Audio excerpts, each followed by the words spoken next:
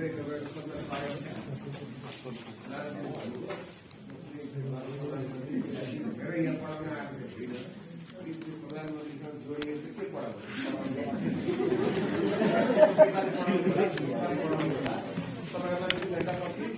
राख्नु बरे मोबाइल त किन्नु है आफ्नो आफ्नो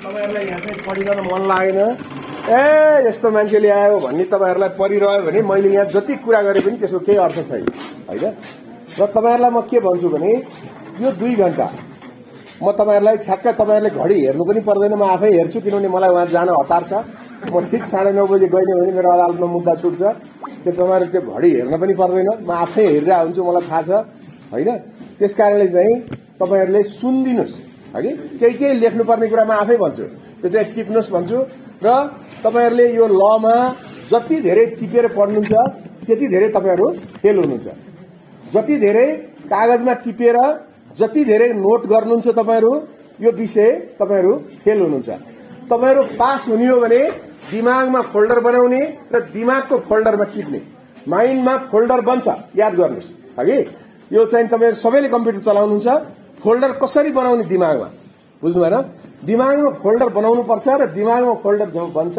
त्यसपछि लमा पास हुन्छ लको पहिला क्वेशन हेर्दाखेरि केही पनि आउँदैन पहिला क्वेशन गरेर झर्र हेर्दाखेरि केही पनि आउँदैन जब लेख्न थालिन्छ नि लक्ष्मीप्रसाद देवकोटाको कविता लेखे जस्तो एकैचोटी हजारौं चाहिँ शब्दहरू आउँथ्यो रे लक्ष्मीप्रसाद देवकोटाको दिमागमा मलाई लेख भनेर अनि लक्ष्मीप्रसाद देवकोटाले उपयुक्त शब्द छानेर लेख्नुहुन्थ्यो रे त्यो उहाँले भन्नुभएको त्यसकारणले ल स्टुडेन्टले आफ्नो विषयमा लेख्दा त्यस्तै हुन्छ याद गर्नुस् तब तपाईले दिमागमा फोल्डर बनाउनु भयो भने कागजमा लेख्नुभयो भने त्यो कागजतिर तपाईको दिमाग जान्छ यादै हुँदैन त्यसकारणले यो ल भनेको कस्तो भने तपाईको एउटा चीजलाई 10 वटा कुराले प्रुभ गर्नुपर्छ यो साइन्स होइन साइन्स भनेको एउटा तपाईले सूत्र लेख्नु भयो बस नत्र भने घण्टौं घण्टा बहस केको लागि गर्ने भन्नुस् त के हुन्छ त्यसमा के होला भन्नुस् त 10 जना वकिलले बहस गर्छ एउटा विषयमा के बोल्छ त्यसले के बोल्छ होला तपाईहरुलाई थाहा छैन तपाईहरु भोलि वकिल भए थाहा पाउनुहुन्छ कतिपय अदालतमा काम गर्ने र अन्त काम गर्ने साथीहरु हुनुहुन्छ भने तपाईहरुलाई थाहा छ के बोल्छ 10 मान्छेले के बोल्छ भन्नु त किनभने वकिल भनेको त्यस्तो चीज हो 9 जना मान्छेले बोलिसक्छ तर 10औं नम्बरकोले पनि त्यतिकै दमदार कुरा गर्छ जब तर्क सिद्धिन्छ वकिलको तर्क सुरु हुन्छ भन्छ के सबै तर्क सिद्धिएपछि वकिलको तर्क सुरु हुन्छ हो त्यसको लागि के हुनु पर्यो तपाईमा नलेज हुनु पर्यो के तपाईले कागजमा लेखेको कुराले नलेज आउँदैन नलेज भनेको अर्कै चीज हो तपाईले त्यसको लागि दिमाग ओपन राख्नुस् म तपाईलाई अहिले कम्पनी ल पढाउँछु कम्पनी ल भनेको के रहेछ तपाईले यो के हो भनेर बुझ्नु भयो भने लेख्न आइहाल्छ व्हाट इज कम्पनी ल केको लागि बन्यो यो कम्पनी ल विश्वमा किन बन्यो होला नेपालमा यो कम्पनी ल किन बन्यो होला र कम्पनी लले नेपालमा कस्तो काम गरिरहेछ विश्वमा कस्तो काम गरिरहेछ कम्पनी लका साना कुराहरू के छन् यी कुराहरू थाहा पाएपछि झिना मसिना क्वेशन आउँदा त डङ्की डङ लेख्नु न त्यही कुरा पनि माथिको जोड्नुस् तल लेख्नुस् के बुझ्नु भएन जोड्नुस् माथिको कुरा नजोडिकन हुँदैन जस्तो तपाईलाई चाहिँ कम्पनी सचिव भनेर आयो भने कम्पनी भनेको चाहिँ यति राम्रो चीज हो 2 लाइन कम्पनीको बारेमा लेख्नुस् बल्ल कम्पनी सचिवको बारेमा लेख्नुस् बुझ्नु नि त्यसो गर्नु पर्छ कानुनमा म सबभन्दा पहिला तपाईहरुलाई मैले वार्मअपको लागि यति कुरा निवेदन गरेको तपाईहरुले चाहिँ क्वेशन आउने बित्तिकै त्यसो शर्ट आन्सर लेख्न थाल्नुभयो भने तपाईहरु पास हुँदैन याद गर्नु होला थोरै बातको बतंगड एउटा शब्दै छ वकिलको बुझ्नुभयो बातको बतंगड बनाउनु पर्छ तपाईको चाहिँ यत्रो सानो कुरा छ तर यत्रो ठूलो तरिकाले चाहिँ तपाईले प्रुफ गर्नुपर्छ प्रुफ बुझ्नु न ल कलेजको बारेमा लेख्नुहोस् नेपाल ल कलेजको बारेमा लेख्नुहोस् भनेर कसैले भन्यो यदि भने यहाँ चाहिँ के भन्नुपर्छ भनेदेखि नेपालको ऐतिहासिक रूपमा नेपालको एकमात्र ल कलेज थियो अहिले धेरैवटा ल कलेज भए तापनि यो ल कलेजको महत्त्वलाई कसैले पनि बिर्सन सक्दैन अब कहाँ छ ल कलेज कहाँबाट सुरु गर्ने ल यसरी लेख्नु सुरु गर्नुस् न इत्यादि लेख्दै जानुस् अनि बल्ल अनि प्रदर्शनी मारेको कुरा लास्टमा आउँछ त्यसकारणले गर्दाखेरि यसरी चाहिँ तपाईहरु जानुपर्छ म तपाईहरुलाई कोर्स अफ स्टडीमा जे लेखेको छ त्यो भन्दा बाहेक कुरा गर्दिन कोर्स अफ स्टडी अनुसारको कुरा गर्छु र कोर्स अफ स्टडी ठुलो छ यो 50 नम्बरको मार्कको हो तपाईहरुले 1 वर्षसम्म पढेको चीज म 2 घण्टा पढाउनु पर्छ त्यसकारणले यो प्रत्येक पलमा यसको चाहिँ नि के छ भने यसको विषय चाहिँ झिलिक भन्छ नि शॉर्ट परिवर्तन हुन्छ त्यसकारणले राम्रोसँग सुनिदिनु होला बस सुनिदिनु भयो भने पुग्छ केही गर्नु पर्दैन म तपाईहरुलाई फेरि पनि भन्छु राम्रोसँग सुनिदिनु भयो तपाईहरुले मेरो कुरा भने त तपाईँहरूलाई मेरो अब कुरा अलि प्राउड जस्तो लाग्छ तपाईँहरूलाई ठुलो स्वर होइन डङ्की डङ्क बोलेको छ एकदम के किन जाने हौ जस्तो छ तपाईँहरू कतिलाई चित्त बुझ्दैन मनमा ए म यु भन्दा रहेछ कतिलाई लागिरहेछ अहिले एकछिन झेलिदिनुहोस् न भोलि पर्दैन नि मलाई झेल्न बुझ्नुभयो नि त्यस कारणले गर्दा जेसुकै होस् मेरो कुरा सुनिदिनुहोस् बस द्याट्स अल र मेरो क्लासमा साइड टक गर्न पाइन्छ मोबाइल चलाउन पाइन्छ उठेर हिँड्न पाइन्छ हल्ला गर्न पाइन्छ क्वेसन गर्न पाइन्छ तर गरेर देखाउनुहोस् न 15-20 मिनट पछि बुझ्नुभयो बस कुरा यसरी हुन्छ कुरो बुझ्नुभयो नि कसैले हाई गर्नुभयो एकजना कसैले भने यो तपाईँले हाई गरे होइन मैले तपाईँलाई हाई गराएको भन्ने मलाई लाग्छ म सच टाइपले सोच्ने मान्छे हो चाहे 700 जना पढ्नुहोस् चाहे 1000 जना पढ्नुहोस् बुझ्नु म टिचर होइन फेरि कहिले पनि मैले चाहिँ तपाईँको कहीँ पनि टिचिङ गरिनँ है ल अब तपाईँहरूको चाहिँ क्लास म सुरु गर्छु साथीहरू आउने क्रम पनि करिब करिब अब यही भयो हगि ल अब यसपछि तपाईँहरूको कम्पनी तथा संस्थान कानून कम्पनी एन्ड कर्पोरेसन ल है यो तपाईँहरूको एलएलबी को 3rd इयरको विषय हो र कम्पनी को चाहिँ के भन्छ सबभन्दा पहिला भनेदेखि origin and development of public corporation and companies in general हगि यसको ओरिजिन र डेभलपमेन्ट चाहिँ कसरी भयो भन्ने कुरा चाहिँ जेनरल रूपमा तपाईँको कोर्स अफ स्टडीमा लेखिएको छ यो जेनरल रूपमा यो कसरी यो कम्पनीको सुरुवात भयो भन्ने कुरा चाहिँ तपाईँहरूले यसमा चाहिँ भन्न खोजेको छ हगि यो चाहिँ के भन्छ भनेदेखि यो कम र पेनिज भन्छ के कम्पनीज पनिज कम अनि पनिज है कम भनेको चाहिँ साथमा पनिज भनेको चाहिँ रोटी हगि यो चाहिँ साथमा रोटी खाने जस्तो तपाईँको यो ल्याटिन वर्ड हो यो के भने साथमा रोटी खाने कुराबाट यो सुरु भएको जस्तो तपाईँको चाहिँ यो के थियो भने कम्पनीको पहिला सिस्टम थिएन हगि कम्पनी कसरी हुने कम्पनीको सिस्टमै थिएन जस्तो तपाईँको विश्वमा सन् 1700 भन्दा अगाडि बेलायतमा तपाईँको चाहिँ यो औद्योगिक क्रान्तिको टाइममा पनि कम्पनीको सिस्टम थिएन मान्छेहरूले कुनै पनि चिजको लगानी गर्दाखेरि इन्डिभिजुअल रूपमा गर्थे र 4 जना 5 जना मिलेर गर्थे पनि कोही कोहीले तर त्यसको रुल थिएन त्यसको नियम थिएन त्यसको केही पनि थिएन हगि त्यसकारणले गर्दा साथमा रोटी खाने उद्देश्यले यो कम्पनीको सुरुवात भयो साथमा रोटी खाँदाखेरि के हुन्छ मान्छेले चाहिँ बाँडेर खान्छ एउटाले अलि बढी खायो भने थोरै खानेले बढी खानेलाई हाल्दिन्छ पनि र मान्छेको जति क्षमता छ त्यति रोटी खान्छ त त्यहाँबाट यो सुरुवात भयो र यो कम्पनी चाहिँ कसरी सुरुवात भयो त भन्दा धेरैभन्दा धेरै मान्छेले एक ठाउँ पैसा हाल्ने र त्यो पैसाबाट एउटा ठुलो कम्पनी बनाउने र त्यो कम्पनीबाट चाहिँ उत्पादन गर्ने नाफा कमाउने इत्यादि गर्ने र त्यसको लागि धेरै मान्छेले पैसा कसरी हाल्ने त एउटा डालोमा हाल्ने अनि त्यो डालोबाट चाहिँ खर्च गर्ने मिल्दैन एउटा बैंकमा खाता खोल्ने संयुक्त त्यहाँ लगेर चाहिँ संयुक्त खाताबाट चलाउने मिल्दैन भोलि त्यसको रुल एन्ड रेगुलेसनको कुरा आउँछ त्यो पैसा कसले खर्च गर्यो कहाँबाट गर्यो किन गर्यो इत्यादि र यी सब कुराको लागि कम्पनीको सुरुवात भयो है कम्पनीको सुरुवात कसरी भएको त भन्दाखेरि मान्छेले आफूले पैसा हालेर जस्तो धेरै एक थुकी सुकी धेरै थुकी नदी भन्ने जस्तै यो यसमा त्यही चाहिँ अर्थ लाग्छ धेरै भन्दा धेरै पैसा चाहिँ ग्यादर गरेर त्यो पैसाबाट एउटा चाहिँ नि संयुक्त कम्पनी बनाउने जुन चिज रेगुलेसन होस् त्यसको चाहिँ व्यवस्थित तरिकाले चलोस् त्यसमा कुनै तलमाथि नहोस् दायाँ बायाँ नहोस् भ्रष्टाचार नहोस् एउटाले भ्रष्टाचार भन्दा इजी होस् भनेर मैले भनेको तपाईँलाई हगि यसमा चाहिँ भ्रष्टाचार भनिदैन यसमा चाहिँ तपाईँको कम्पनीको विरुद्धमा काम गर्ने हगि ओपनिङ द भेल भन्छ म के हो ओपनिङ द भेल म तपाईँलाई पछि बताउँछु हगि र त्यसलाई बदमासी गर्न कसैले नपाउने गरी त्यो कम्पनी चाहिँ तपाईँको सुरुवात गर्ने र कम्पनीलाई चलाउने त्यो सिस्टमले कम्पनीको सुरुवात भएको हो र यसरी गर्दाखेरि के भयो मान्छेको पैसा लगानीको पनि सुरक्षित भयो त्यसबाट हुने उत्पादन पनि सही उत्पादन भए मान्छेले पैसा लगानी गरेर स्लिपिङ पार्टनरको रूपमा घरमा बस्दा पनि आफ्नो पैसा डुबेन र कम्पनीमा चाहिँ के छ भने एक्जिक्युटिभ रूपमा काम गर्नेहरूले कार्यकारी रूपमा काम गर्नेहरूले एउटा चाहिँ रुल एन्ड रेगुलेसनमा बस्ने भए त्यसकारणले गर्दाखेरि अनि त्यसपछि त्यसले गर्दाखेरि चाहिँ कम्पनी चाहिँ यसरी सुरुवात भयो हेर्नु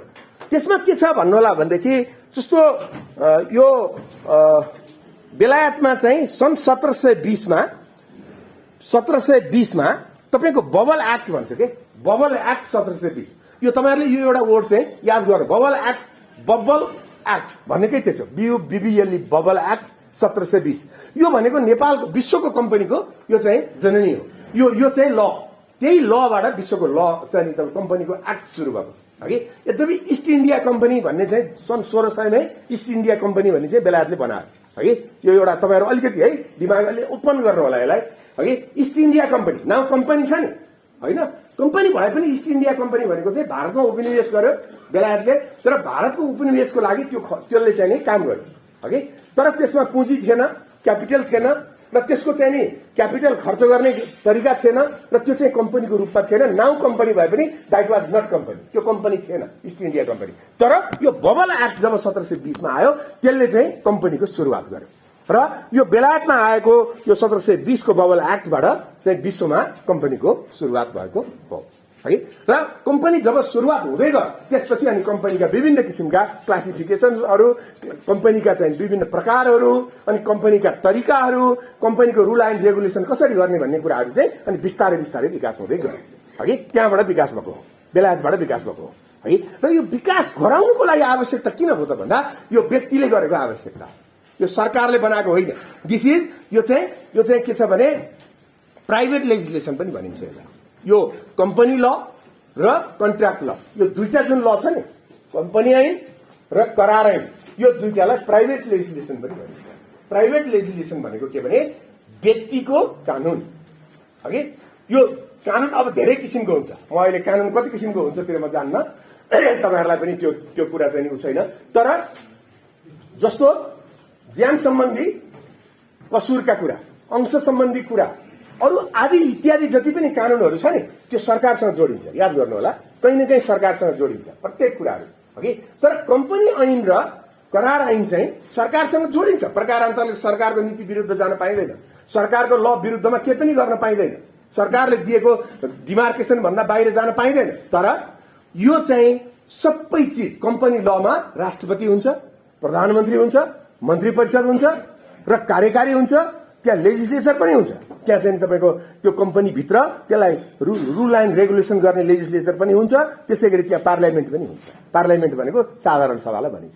भनेपछि तपाई कम्पनी भनेको एउटा समग्र रूपमा के देखिन्छ त भन्दाखेरि त्यो एउटा राज्य सत्ता जस्तो हुन्छ, राज्य सत्ता जसरी चलेको हुन्छ। र त्यो चल्नको लागि त्यहाँ कन्स्टिट्युसन हुन्छ जसलाई प्रबन्ध पत्र भनिन्छ। त्यो कन्स्टिट्युसनै हो त्यसको, र त्यसको नियमावली भन्ने हुन्छ अर्को। त्यो के हो म तपाईलाई अहिले बताउँछु, तपाईले धेरै दिमागमा खपाउनै पर्दैन। प्रबन्ध पत्र नियमावली यो रहेछ, म एकछिनपछि भनिहाल्छु तपाईलाई, बुझ्नु भने। त्यो प्रबन्ध पत्र हुन्छ, त्यसलाई कन्स्टिट्युसन भनिन्छ। नियमावली भनेको त्यसको चाहिँ रेगुलेसन हो। जस्तो ऐन नियमहरू सरकारको राज्यको हुन्छ, त्यो चिज चाहिँ नियमावलीमा लेखिएको हुन्छ। अब तपाईँ विनियमावली, कर्मचारी नियमावली, आर्थिक नियमावली सब बनाउने अधिकार तपाईलाई छ। राज्य सत्तालाई सोधिरहनु पर्दैन। त्यसकारणले गर्दाखेरि कम्पनी भनेको चाहिँ आफै स्वतः रूपमा चल्छ। जस्तो जति पनि बैंकहरू तपाईले देख्नु भएको छ सडकमा, ठूला ठूला बैंकहरू, ती बैंकहरू सबै कम्पनी हुन्, बुझ्नु भयो नि। नेपाल बैंक लिमिटेड चाहिँ होइन, सरकारी कम्पनी हो, त्यो सरकारी बैंक हो। त्यसैगरी राष्ट्रिय वाणिज्य बैंक होइन, त्यसैगरी कृषि विकास बैंक होइन। तर बाँकी सबै तपाईको चाहिँ बैंकहरू जसले अरबौं खरबौं कारोबार गरिरहेछ, व्हाट इज दिस, यो सबै कम्पनी। त्यसलाई रेगुलेसन राष्ट्र बैंकले गरिरहेछ। तर रेगुलेसन मात्रै गर्छ उसले त्यसलाई अरु बाँकी चीजहरू गर्दैन, त्यो आफै चलिरहेको छ। जति पनि हाइड्रो पावर कम्पनीहरू तपाईँ देख्न सक्नुहुन्छ, टोटल कम्पनी हुन्। तपाईले नेप्से, म नेप्से के हो म अहिले एकछिनपछि तपाईलाई बताउँछु, कतिलाई थाहा छ कतिलाई थाहा छैन, त्यो चीज हाम्रो कोर्समै छ। त्यसकारणले गर्दाखेरि यी सबै कम्पनी हुन्, बुझ्नुभयो नि। यो कम्पनी कसरी चलेको हुन्छ त भन्दा प्राइभेट लेजिस्लेचरको हिसाबले चलेको हुन्छ। यही कम्पनी ऐन जुन तपाईले आज पढ्दै हुनुहुन्छ, त्यही कम्पनी ऐनले यसलाई रेगुलेसन गरिरहेछ, बुझ्नुभयो नि। त्यही कम्पनी ऐनले त्यसलाई चलाइराखेको छ, बुझ्नुभयो नि। र कम्पनी भनेको एउटा चाहिँ तपाईको लिगल पर्सन हो। कम्पनी भनेको लिगल पर्सन हो। हामी नेचुरल पर्सन हो। हामी भनेको प्राकृतिक व्यक्ति हो। हाम्रो बाआमाले हामीलाई जन्माउनु भयो हैन, त्यसै गरी त्यसलाई हामीले जन्मायौं। त्यो कम्पनीलाई हामीले भन्नाले हामी नेचुरल पर्सनले लिगल पर्सनलाई बर्न गर्छ, जन्माउँछ। हामीले जन्माउने हो त्यसलाई, व्यक्तिले। त्यो चाहिँ त्यसको पछाडिपट्टि चाहिँ के हुन्छ त भन्दाखेरि यो तपाईको नेचुरल पर्सन चाहिँ हुन्छ। नेचुरल पर्सन नभइकन लिगल पर्सन बन्दैन है। नेचुरल पर्सनले लिगल पर्सन जन्माउँछ। जन्माइसकेपछि अब यहाँ एउटा कम्पनी भयो भने हामी अहिले यहाँ कति होला, 100 जना होला भने 100 जना एउटा कम्पनी, 101 जना हुन्छ यहाँभित्र यो कोठामा। जुन चीज देखिँदैन, भिजिबल हुँदैन, तर त्यो पनि एउटा व्यक्ति हो। त्यो पनि एउटा व्यक्ति हो। त्यसले व्यक्ति सरह मुद्दा गर्न पाउँछ, त्यसलाई व्यक्ति सरह मुद्दा लाग्छ कम्पनीलाई। बुझ्नुभयो नि? यो मैले अहिले तपाईँलाई कन्सेप्टको लागि भनेको, म पोइन्टमा जान्छु। अहिले एकछिनमा पोइन्ट छ, यसको हरेकको पोइन्ट छ। तपाईँले बुझ्न एकदम इजी हुन्छ तपाईँलाई पछि। बुझ्नुभयो? त्यसपछि के हुन्छ, तपाईँको त्यो एउटा व्यक्ति सरह त्यसलाई मुद्दा गर्न मिल्छ, त्यसले व्यक्ति सरह मुद्दा गर्न पाउँछ त्यो कम्पनीले। बुझ्नुभयो नि? मान्छेलाई मार्यो भने त्यसलाई 25 वर्ष कैद हुन्छ, मान्छेलाई मार्यो भने। तर कम्पनीलाई गलत तरिकाले मार्यो भने 2 वर्ष कैद हुन्छ। हेर्नुहोस्, कम्पनीको विरुद्धमा कम्पनीका सञ्चालकहरूले म्याक्सिमम 2 वर्ष, मैले म्याक्सिममको कुरा गरेको अघि, 2 वर्षसम्म कैद हुन्छ उसलाई र 2 वर्षसम्म ऊ जेल जानुपर्छ। त्यसलाई कम्पनी जन्माइसकेपछि त्यो कम्पनीलाई उसको जीवनकालभरि, कम्पनीको जीवनकालभरि राम्रोसँग सञ्चालन गर्ने पनि तपाईँको ड्युटी हो र त्यसलाई मार्न पनि कानूनले नै मार्नुपर्छ। अघि त्यसको वाइन्डिङ अप भन्छ, त्यसलाई वाइन्डिङ अप गर्ने पनि कानून बमोजिमै गर्नुपर्छ, लिक्विडेटर नियुक्ति गरेर गर्नुपर्छ। तपाईँले मलाई कम्पनी मन परेन, म खारेज गर्छु भन्न होइन। कम्पनी भनेको त्यस्तो चिज हो र कम्पनीमा जति पैसा लगानी गर्यो त्योभन्दा बढी पैसा तपाईँले तिर्नु पर्दैन कम्पनी। जस्तो तपाईँले एउटा कम्पनीमा 1 लाख रुपियाँ लगाएर कम्पनी बनाउनु भएको छ र त्यो कम्पनी चाहिँ 1 लाख रुपियाँ भन्दा 2 लाख तिर्नुपर्ने भयो भने कम्पनी घाटामा गयो, कम्पनी खारेज हुन्छ, तर तपाईँले घरबाट अर्को 1 लाख लगाएर तिर्नु पर्दैन, सीमित दायित्व हुन्छ यसको भन्ने सिद्धान्तबाट कम्पनी सुरुवात भएको हो। त्यसकारणले गर्दा कम्पनी भनेको यस्तो चिज हो जुन चाहिँ नि विश्वको लाइफलाइन हो र विश्वमा यदि कम्पनी थिएन भने र मान्छेको यो कलेक्टिभली मान्छेले चाहिँ नि पैसा जम्मा गरेर जुन तरिकाले अहिले विश्वमा प्रत्येक काम भइराखेको छ, यदि कम्पनी नभएको थियो भनेदेखि यो केही पनि हुँदैन थियो। जस्तो तपाईँ हाम्रो 100 रुपियाँको सेयर हामीले कतिवटा बैंकमा हाल्यौँ होला, कति ठाउँमा हामीले पाएको होला। हामीले हालेकोबाट अहिले बैंकको चाहिँ नि 18 अरब 20 अरब उनीहरूको चाहिँ नि सेयर छ र त्यो सेयरबाट बैंकले चाहिँ लगानी गरिरहेछ र बैंक अगाडि बढिरहेछ र त्यसको चाहिँ प्रत्येक साल हामीलाई डिभिडेन्डको रूपमा त्यसको नाफा चाहिँ हामीलाई दिइराखेको पनि छ हैन। त्यसकारणले गर्दाखेरि कम्पनी यसरी सुरुवात भयो र यसै गरी अगाडि बढ्दै गयो र यसैको लागि कम्पनीको सुरुवात भएको हो। र ठूला चाहिँ विकास आयोजनाहरू, ठूला तपाईको चाहिँ उत्पादनहरू, ठूला तपाईको चाहिँ कामहरू गर्नको लागि कम्पनी यदि नभएको थियो भने चाहिँ विश्वमा यो चाहिँ कुराहरू अगाडि बढ्न सक्ने अवस्था थिएन। सिधा लेख्न सक्नुहुन्छ तपाईँ। बुझ्नुभयो नि? त्यसकारणले कलेक्टिभली मान्छेको रकम जम्मा गर्ने र त्यो रकमलाई चाहिँ एउटा आर्थिक अनुशासनमा राखेर रुल अफ ल अन्तर्गत र बसाएर काम गराउने भनेको कम्पनी ऐनले नै हो र त्यो कम्पनी ऐनको कन्सेप्ट विश्वमा एउटै छ, सेम। चाहे त्यो चाइनामा होस्, चाहे त्यो खाडी, मैले किन चाइनाको उदाहरण दिएको भने चाइना एउटा एक खाले चाहिँ नि इलेक्सन नहुने र उहाँहरूको चाहिँ नि कम्युनिस्ट पार्टीले सञ्चालन गर्ने देश। त्यसै गरी तपाईँको खाडीमा त्यहाँ चाहिँ राज्य सत्ता राजा भएको र क्रूर राजतन्त्र टाइप्सको, जहाँ चाहिँ महिलालाई चाहिँ भोट हाल्ने अधिकार पनि अहिले पछि मात्रै दिएको छ सौदी अरबमा। र त्यस्तो देशमा पनि कम्पनीको सिस्टम छ। त्यसै गरी अमेरिका, भारत जस्ता, बेलायत जस्ता तपाईँको प्रजातान्त्रिक कन्ट्रीहरूमा पनि तपाईँको यही व्यवस्था छ र यसै गरी चाहिँ अगाडि बढेको छ।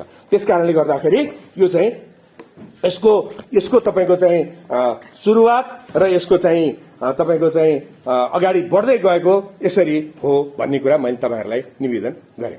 र नेपालमा सन् 1993 विक्रम सम्वत 1993 सन होइन, यस्तो चाहिँ टिप्नु होला, विक्रम सम्वत 1993 मा नेपाल बैंक लिमिटेडको स्थापना भयो है। र नेपाल बैंक लिमिटेडको स्थापना नै नेपालको पहिलो कम्पनी होइन है।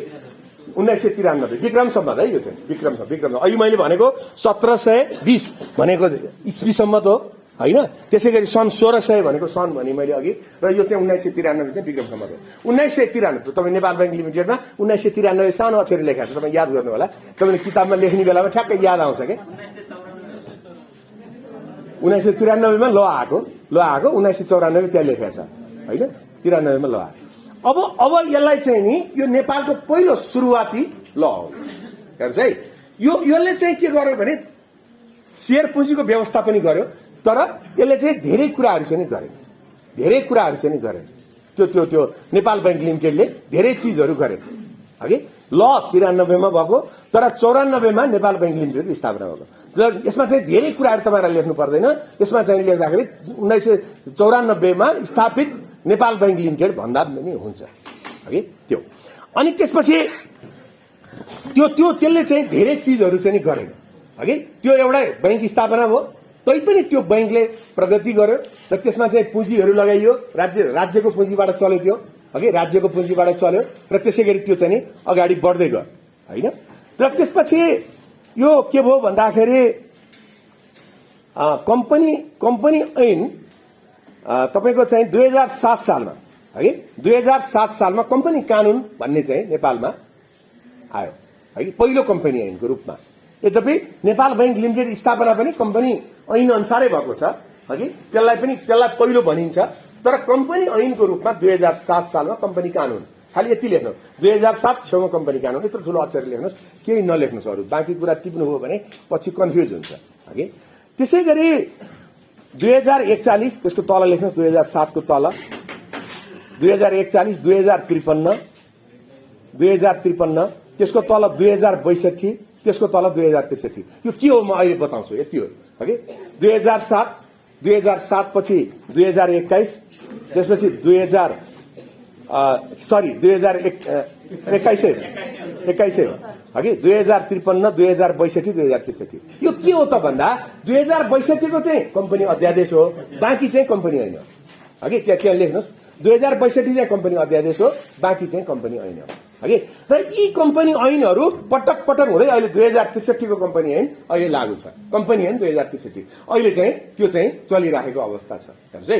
यो यसरी नेपालमा कम्पनीको विकास भएको छ हेर्नुस् है। यसमा के छ सुरुवातमा त्यो कम्पनी ऐनमा कति कुराहरू थिएन अहिले नयाँ कम्पनी ऐन हुँदै गएपछि कति कुराहरू रुल गर्ने रेगुलेसन गर्ने र त्यसलाई चाहिँ सुशासन गर्ने रुल अफ ल गर्ने कुराहरू चाहिँ थपिँदै आएको छ विभिन्न कुराहरू चाहिँ त्यसमा थपिँदै बढ्दै आएको छ। र प्रत्येक कम्पनी ऐनको उद्देश्य त्यही मैले अघि भनेको याद गर्नु होला तपाईहरुले ल स्टुडेन्टले कम्पनी भन्ने बित्तिकै अब दिमागमा के आउनु पर्यो धेरै मान्छे मिलेर पैसा जम्मा गरेको धेरै भन्दा धेरै मान्छे मिलेर पैसा जम्मा गरेको नेपालमा कम्पनी ऐन 2063 अनुसारको रेगुलेसन भइराखेको कम्पनी ऐन 2063 अनुसार चलिराखेको जुन चाहिँ कम्पनी ऐन 2000 कम्पनी कानून 2007 बाट सुरुवात भएको 1994 को नेपाल बैंक लिमिटेडबाट सुरुवात भएको र त्यो कम्पनीले धेरैको पैसा जम्मा गरेर त्यहाँ चाहिँ चलाइराखेको छ भन्ने कुरा तपाईको दिमागमा स्वाट्ट आएपछि बल्ल ल स्टुडेन्ट हुन्छ बुझ्नुभयो। ल स्टुडेन्ट कति बेला हुन्छ त्यो मान्छे भने कम्पनी भन्ने बित्तिकै कम्पनी त्यो एउटा बोर्ड राखेको यसरी सोच्यो भने हि इज नट अ अथवा सी इज नट अ ल स्टुडेन्ट। ल स्टुडेन्ट भनेपछि दिमागमा के आउनु पर्यो कम्पनी भन्ने बित्तिकै त्यसको पछाडि मान्छेहरू पैसा हाले होलान् खल्तीबाट हाले त्यसले खान पनि सक्छ त्यो चलाउनेले बदमासी गर्ला कम्पनी ल छ नि कम्पनी लको विरुद्धमा गयो कि गएको नि हुन सक्छ बस यसरी तपाईले दिमागमा लिने कम्पनी तपाईको कम्पनी ल पढ्ने ल स्टुडेन्टले यसरी सोच्नुपर्छ बुझ्नु नि। अब कम्पनी ल भित्र के हुन्छ त त्यहाँ भित्र के कुराले चाहिँ त्यो कम्पनी चाहिँ राम्रोसँग चलिरहेको हुन्छ भन्ने कुरा त हामीले हेर्दै जानुपर्ने कुरा हुन्छ। त्यसकारणले गर्दाखेरि कम्पनी दुई किसिमको हुन्छ है। अब यहाँ क्लासिफिकेसन छ अहिले नै मैले यो कुरा किन भने तपाईहरुलाई सजिलो होस् नेपालमा चाहिँ है तीन किसिमको सरी अहिले त्यसरी आइसक्यो। एउटा प्राइभेट प्राली जस्तो फलाना कम्पनी प्राली लेखेको छ नि प्राली बुझ्नु भएन हो त्यसमा 1 देखि 6 त्यहाँ लेख्नुस् त प्राली ड्यास गर्नुस् 1 ड्यास 6 लेख्नुस् प्राली 1 ड्यास 6 लेख्नु न प्राली लेख्नु खाली ठाउँमा लेख्नुस् है त्यो कुचुक्क परेको ठाउँमा नले पछि देखिदैन के अनि गोलो गर्ने यत्रो ठुलो प्राली लेख्नुस् 1 लेख्नुस् ड्यास गरेर 6 लेख्नुस् त्यसको तल ली लेख्नुस् ली भने लिमिटेड प्राली प्राइभेट लिमिटेड हो त्यो प्रालीको अर्थ प्राइभेट लिमिटेड पुरा लेख्नु हुन्छ प्राइभेट लिमिटेड 1 देखि 6 limited 7 dash dot dot dot limited 7 dash dot dot dot त्यति लेख्नु न म किन लेखाएँ म भन्छु 7 dash dot dot dot limited private limited लेख्नुस् 1 ड्यास 100 लिमिटेड लेख्नुस् अघि धेरै नतारिनु म तपाईहरुलाई बुझ्ने गरी लेख्न मिल्ने गरी भनिरहेको हुन्छु बुझ्नु भएन। प्राइभेट लिमिटेड अर्काको हेर्न पनि पर्दैन private limited 1 dash 6 limited 7 dash dot dot dot बुझ्नु भएन। मुनाफा वितरण नगर्ने कम्पनी तेस्रोमा लेख्नु मुनाफा वितरण नगर्ने company 5 dash dot dot dot 3 किसिमका कम्पनी छन् बुझ्नुभयो। त्यो 3टा किसिमका company 5 dash dot dot dot हो 3 किसिमका कम्पनीको त्यहाँ के लेखेको भने प्राइभेट लिमिटेडलाई मिनिमम 1 जना चाहिन्छ लिमिटेड कम्पनीलाई मिनिमम 7 जना चाहिन्छ मुनाफा वितरण नगर्ने कम्पनीलाई मिनिमम 5 जना चाहिन्छ भन्नु न मजा पनि आउँछ नि के चिज 151 म भन्छु तपाईलाई पस्नु न। अब तपाईको हेर्नुस् है 1 देखि 100 भनेको प्राइभेट लिमिटेडको तपाईहरुले अब 50 हो भन्नु एकजना साथीले हेर्नुस् यो के छ भने तपाईहरुले यो पुरानो कम्पनी ऐनमा त्यस्तो व्यवस्था थियो 50 थियो अब अहिले तपाईहरुले यहाँ बजारमा मैले हेरे म यहाँ हिजो यहाँ किताब हेर्न आएको थिएँ हगि अनि त्यो किताब हेर्दाखेरि विभत्स देखेँ मैले। हेर्नुहोस्, त्यहाँ एउटा पसलेलाई मैले सोधेँ कम्पनी ल किताब छ, उसले मलाई दियो। त्यो दिएको त्यो कम्पनी ऐन 2051 अनुसार किताब रहेछ। हेर्नुहोस् है, यही हो सर भन्छ, यही हो भन्नुहुन्छ, यस्तो किताब बेच्ने। मैले गाली पनि गरेँ त्यहाँ, साँच्चै हिजो कुरा हेर्नु है। र त्यो कम्पनी ल किताब तपाईँहरूले पढिरहनु भएको छ। कम्पनी ऐन 2063 को किताब पढ्नुहोस्। कम्पनी ऐन 2063 र कम्पनी ऐन 2051 मा धेरै कुरा फरक छ। अब त्यो चिज 51 अनुसारको लेख्नुभयो तपाईँहरूले भने त गएन र। प्राइभेट कम्पनी 100 हो, पहिला 51 थियो, उहाँले भने 100 हो, अहिले 100 जना भएको छ मिनिमम प्राइभेट लिमिटेड कम्पनी। त्यस कारणले गर्दाखेरि हाम्रो लक्ष्मीनारायण के भन्ने सरले एउटा लेख्नु भएको किताब रहेछ, लक्ष्मीनारायण ढुङ्गेलजीले, यहीँकोले।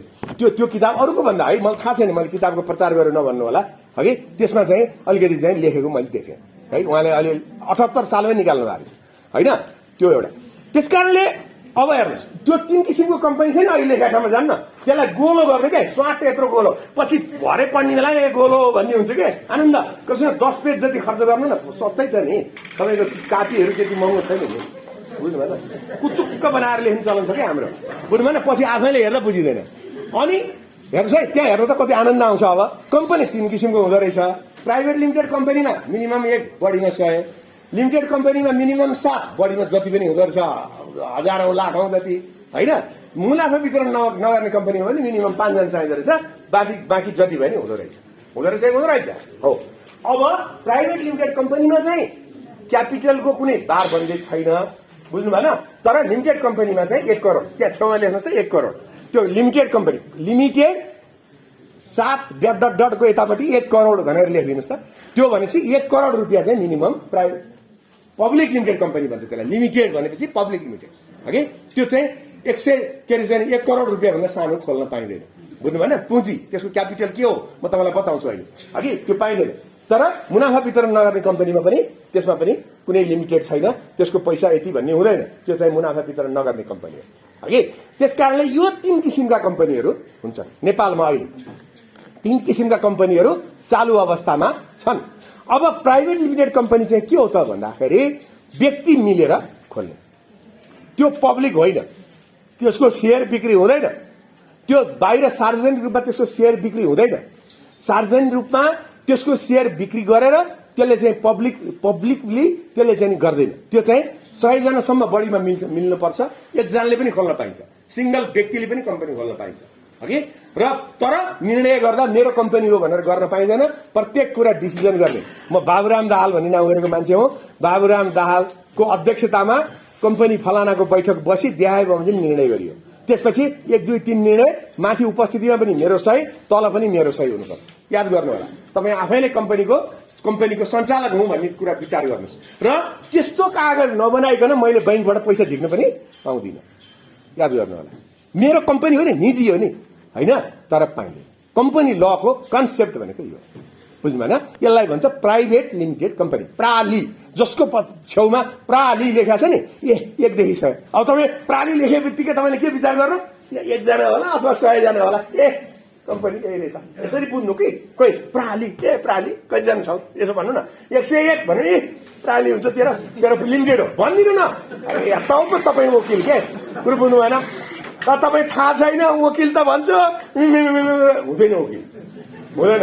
वकिल हुने हो भने साँच्चै वकिल जस्तो क्या, एकदम हेर्दा कुरा गर्दा बात गर्दा कसैले कसैलाई अन्याय गरिरहेछ, है क्या हो भन्नु न, क्या हो मात्रै भन्नु, मान्छे डराउँछ कि।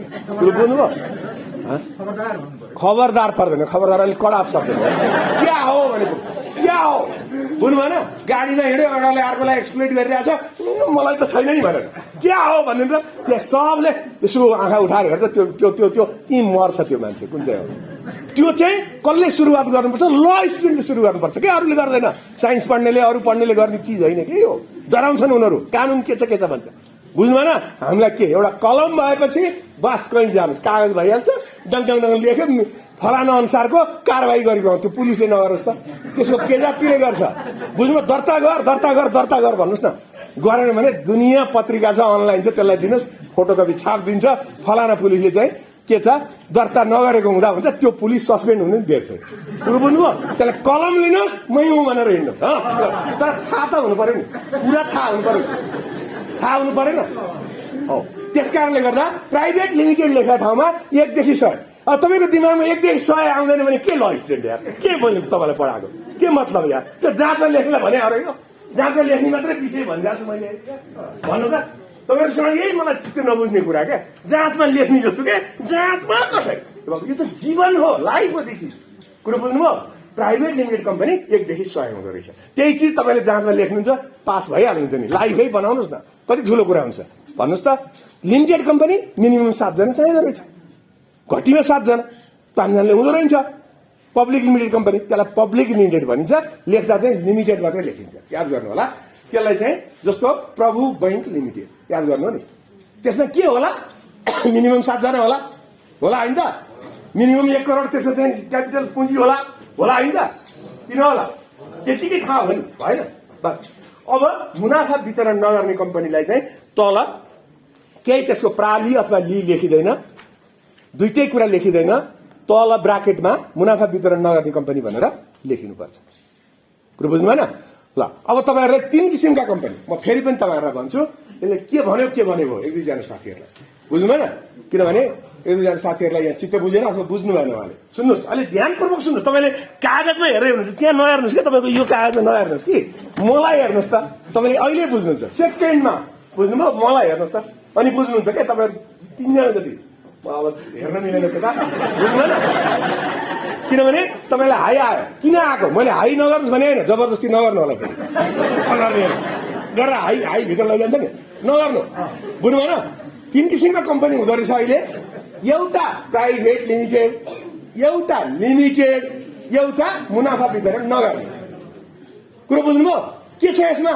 केही छ र? तपाईँहरू डिग्री गरिसक्या, अर्को विषय ब्याचलर गरिसक्या, दुनियाँदारी कति ठुला मान्छेहरू हुनुहुन्छ यहाँ, मैले तपाईँहरूलाई चाहिँ सोध्नु बुझ्नुपर्छ कति कुरा, थाहा छैन होइन? त्यस कारणले गर्दाखेरि 3 किसिमको कम्पनी हुन्छ।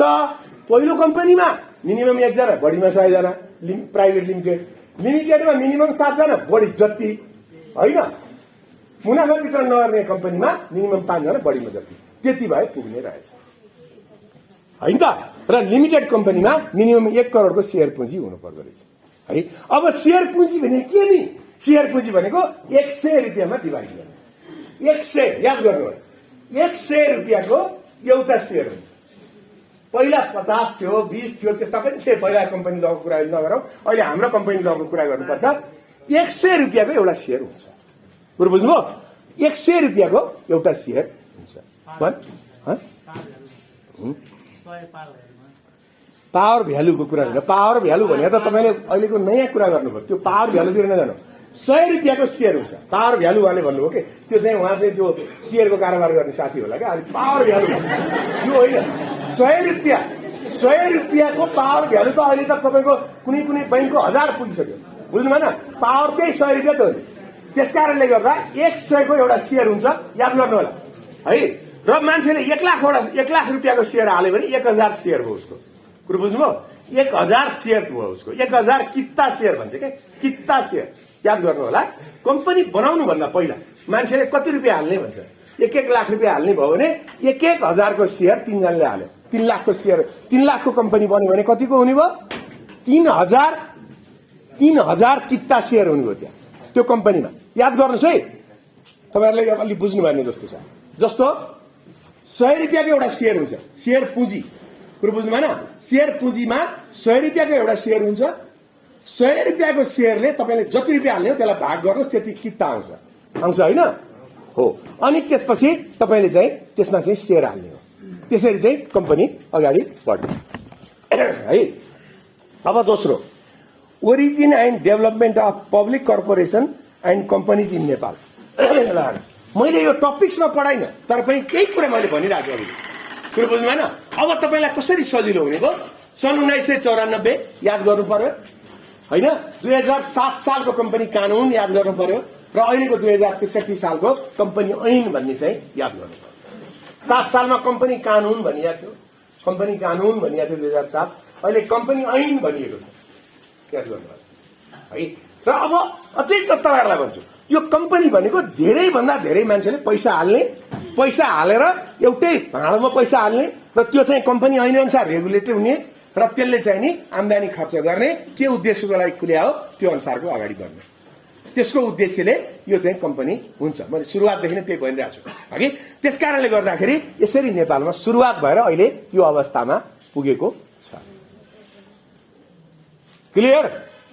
कसैलाई केही डाउट? सर 1994 मा त्यति बेला राष्ट्रको Nepal bank Nepal bank limited स्थापना हुँदाखेरि त्यति बेला पब्लिकको चाहिँ सेयर थिएन। त्यतिखेर कम्पनी ऐन नै थिएन। त्यतिखेर पब्लिकको सेयर हुने कुरै भएन। नेपाल बैंक लिमिटेडमा अहिले पनि पब्लिकको सेयर छैन। बुझ्नु भएन? त्यो त सरकारी कम्पनी। अब कम्पनी कति किसिमको हुन्छ त्यो अहिले तपाईँहरूलाई त्यसपछि क्लियर हुन्छ हगि। अब तपाईँको कम्पनी ऐन अनुसार मात्रै कम्पनी चल्छ त? चल्दैन। याद गर्नु होला साथीहरू, कम्पनी ऐन अनुसार मात्रै कम्पनी चल्या छ त नेपालमा? छैन। संस्थान ऐन हेर्नुहोस् है तपाईँको यो चाहिँ के छ भने यो 2-3वटा ऐनहरू छ हगि। एउटा साझेदारी ऐन 2020, टिप्नुहोस् त, यो तपाईँले टिप्नुपर्छ। साझेदारी ऐन 2020 है। साझेदारी ऐन 2020, प्राइभेट फर्म रजिस्ट्रेसन ऐन 2014 अहिले चलिराखेको प्राइभेट फर्म रजिस्ट्रेसन ऐन 2014 है। संस्थान ऐन 2021, संस्थान ऐन 2021, विकास बोर्ड ऐन 2013। हेर्नुहोस् है, अब यिनीहरू के हुन् त? बुझ्नु भएन? अब यसमा अब कम्पनी ऐन 2063 पनि त्यहाँसँगै लेख्नुहोस् त ल। कम्पनी ऐन 2063, विकास बोर्ड ऐन 2013 है। यो के हो मैले तपाईँहरूलाई भन्नु। अनि यसमा चाहिँ तल लेख्नुहोस् स्थानीय तह र सहकारी भन्ने लेख्नुहोस् त्यत्तिकै। स्थानीय तह र सहकारी कतिवटा भयो त्यो? 6वटा भयो होइन? स्थानीय तह र सहकारी सहित गरेर 6वटा भयो होइन? हो। अब हेर्नुहोस् कुनै पनि कारोबार गर्नलाई यो 6 ठाउँमा दर्ता गर्न पाइन्छ। मैले तपाईँहरूलाई भनेको यो बुझ्नु भएन? जस्तो संस्थान ऐन चाहिँ सरकारले, नेपाल सरकारले मात्रै गर्न सक्छ हगि संस्थान ऐन अनुसार। विकास बोर्ड ऐन अनुसार पनि नेपाल सरकारले मात्रै स्थापना गर्न सक्छ कुनै पनि कम्पनी हगि। तर बाँकी अरू 4वटा चाहिँ व्यक्तिले लिएर गएर दर्ता गर्न सक्छ। अब तपाईँ हेर्नुहोस् है, साझेदारी ऐन अनुसार दर्ता गरे पनि भयो, प्राइभेट फर्म रजिस्ट्रेसन ऐन 2014 अनुसार गरे पनि भयो, संस्थान ऐन र विकास बोर्ड ऐन चाहिँ सरकारले गर्ने भयो, सहकारी र स्थानीय तहमा पनि तपाईँको वडा कार्यालयले पनि फर्म दर्ता गरिदिन्छ, त्यो गरे पनि भयो। अब यिनीहरू र कम्पनीमा के फरक छ? यिनीहरू के हो, कम्पनी के हो, कहाँ दर्ता गर्ने? म एउटा चाहिँ काम गर्न लागेको, मैले यहाँ बजारमा एउटा चाहिँ फ्लेक्सको कारोबार गर्छु, म ल फर्म खोल्छु। तपाईँहरूले अब यस्तै यस्तै गर्ने त होला नि? अरू के गर्नुहुन्छ भन्नुहोस् त? ल फर्म त भोलि वकिल भएपछि गर्ने होला। अहिले कसैले एकदम पेन्टिङ गर्नुहुन्छ कि होइन? कसैले चाहिँ तपाईँको यहाँ किताब पसल खोल्नु भएको होला, कसैले मुद्रणको चाहिँ खोल्नु भएको छ। कहाँ चाहिँ दर्ता गर्ने? मान्छेलाई बडा कन्फ्युज। यो 6 ठाउँ कहीँ दर्ता गर्दा हुन्छ, कुरो बुझ्नु भएन? अब हेर्नुहोस् वडा कार्यालयमा जानुहोस्, त्यहाँ यो कति नम्बर वडा हो कुनै? यो 29 हो कि कति हो? त्यसको वडा कार्यालय 28 को वडा कार्यालय जानुहोस् त, दर्ता गर्नु पर्यो। आउनुहोस् भनेर दर्ता गरेर यहाँ प्रमाणपत्र दिइहाल्छ मजाको। यसरी फलानु गर्नलाई भनेर नागरिकता सागरिकता के लिन्छ तपाईँ दिन्छ। बुझ्नु भएन? प्राइभेट फर्म रजिस्ट्रेसन ऐन 2014 अनुसार तपाईँ जानुहोस्, प्राइभेट फर्म दर्ता हुन्छ घरेलु कार्यालय। त्यसै गरी अहिले चाहिँ तपाईँको प्रदेश सरकारले पनि त्यसको चाहिँ व्यवस्था गरेको छ है। त्यसै गरी तपाईँको चाहिँ सहकारीमा जानुहोस्, सहकारी कार्यालयमा 25 जना मिलेर जानुहोस्, सहकारी दर्ता हुन्छ। बुझ्नु भएन? दर्ता हुन्छ।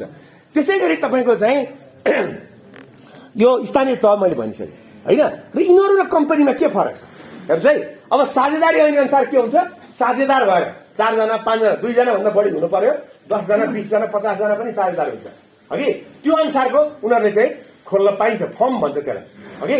जस्तो साझेदारी ऐन अनुसारको फर्म हो, प्राइभेट फर्म रजिस्ट्रेसन ऐन अनुसारको फर्म हो, त्यसै गरी सहकारी ऐन अनुसारको सहकारी हो, त्यसै गरी तपाईँको स्थानीय तह अनुसारको फर्म हो, त्यसै गरी संस्थान ऐन अनुसारको कम्पनी हो, विकास बोर्ड ऐन अनुसारको कम्पनी हो, र कम्पनी ऐन 2063 अनुसारको कम्पनी हो हगि। अब कम्पनी र अरूमा के फरक छ हेर्नुहोस् है। अहिले तपाईँहरूको कोर्समा छ, म कोर्स अनुसारै बताउँछु। किनभने अरू काम चाहिँ तपाईँको अरूले गर्ने काम चाहिँ तपाईँको मैले दर्ता गरेँ, मैले हो सबै थोक अलि न अहिले मैले भने जस्तो केही गर्न माइनेट साइनेट केही गर्नु पर्दैन। म बाबुराम दाहालले एउटा फर्म खोलिस् कुनै पनि बाबुराम दाल र हरिप्रसाद मिलेर खोल्यो भनेदेखि त्यो दुईजनाको साझेदारी फर्म हो।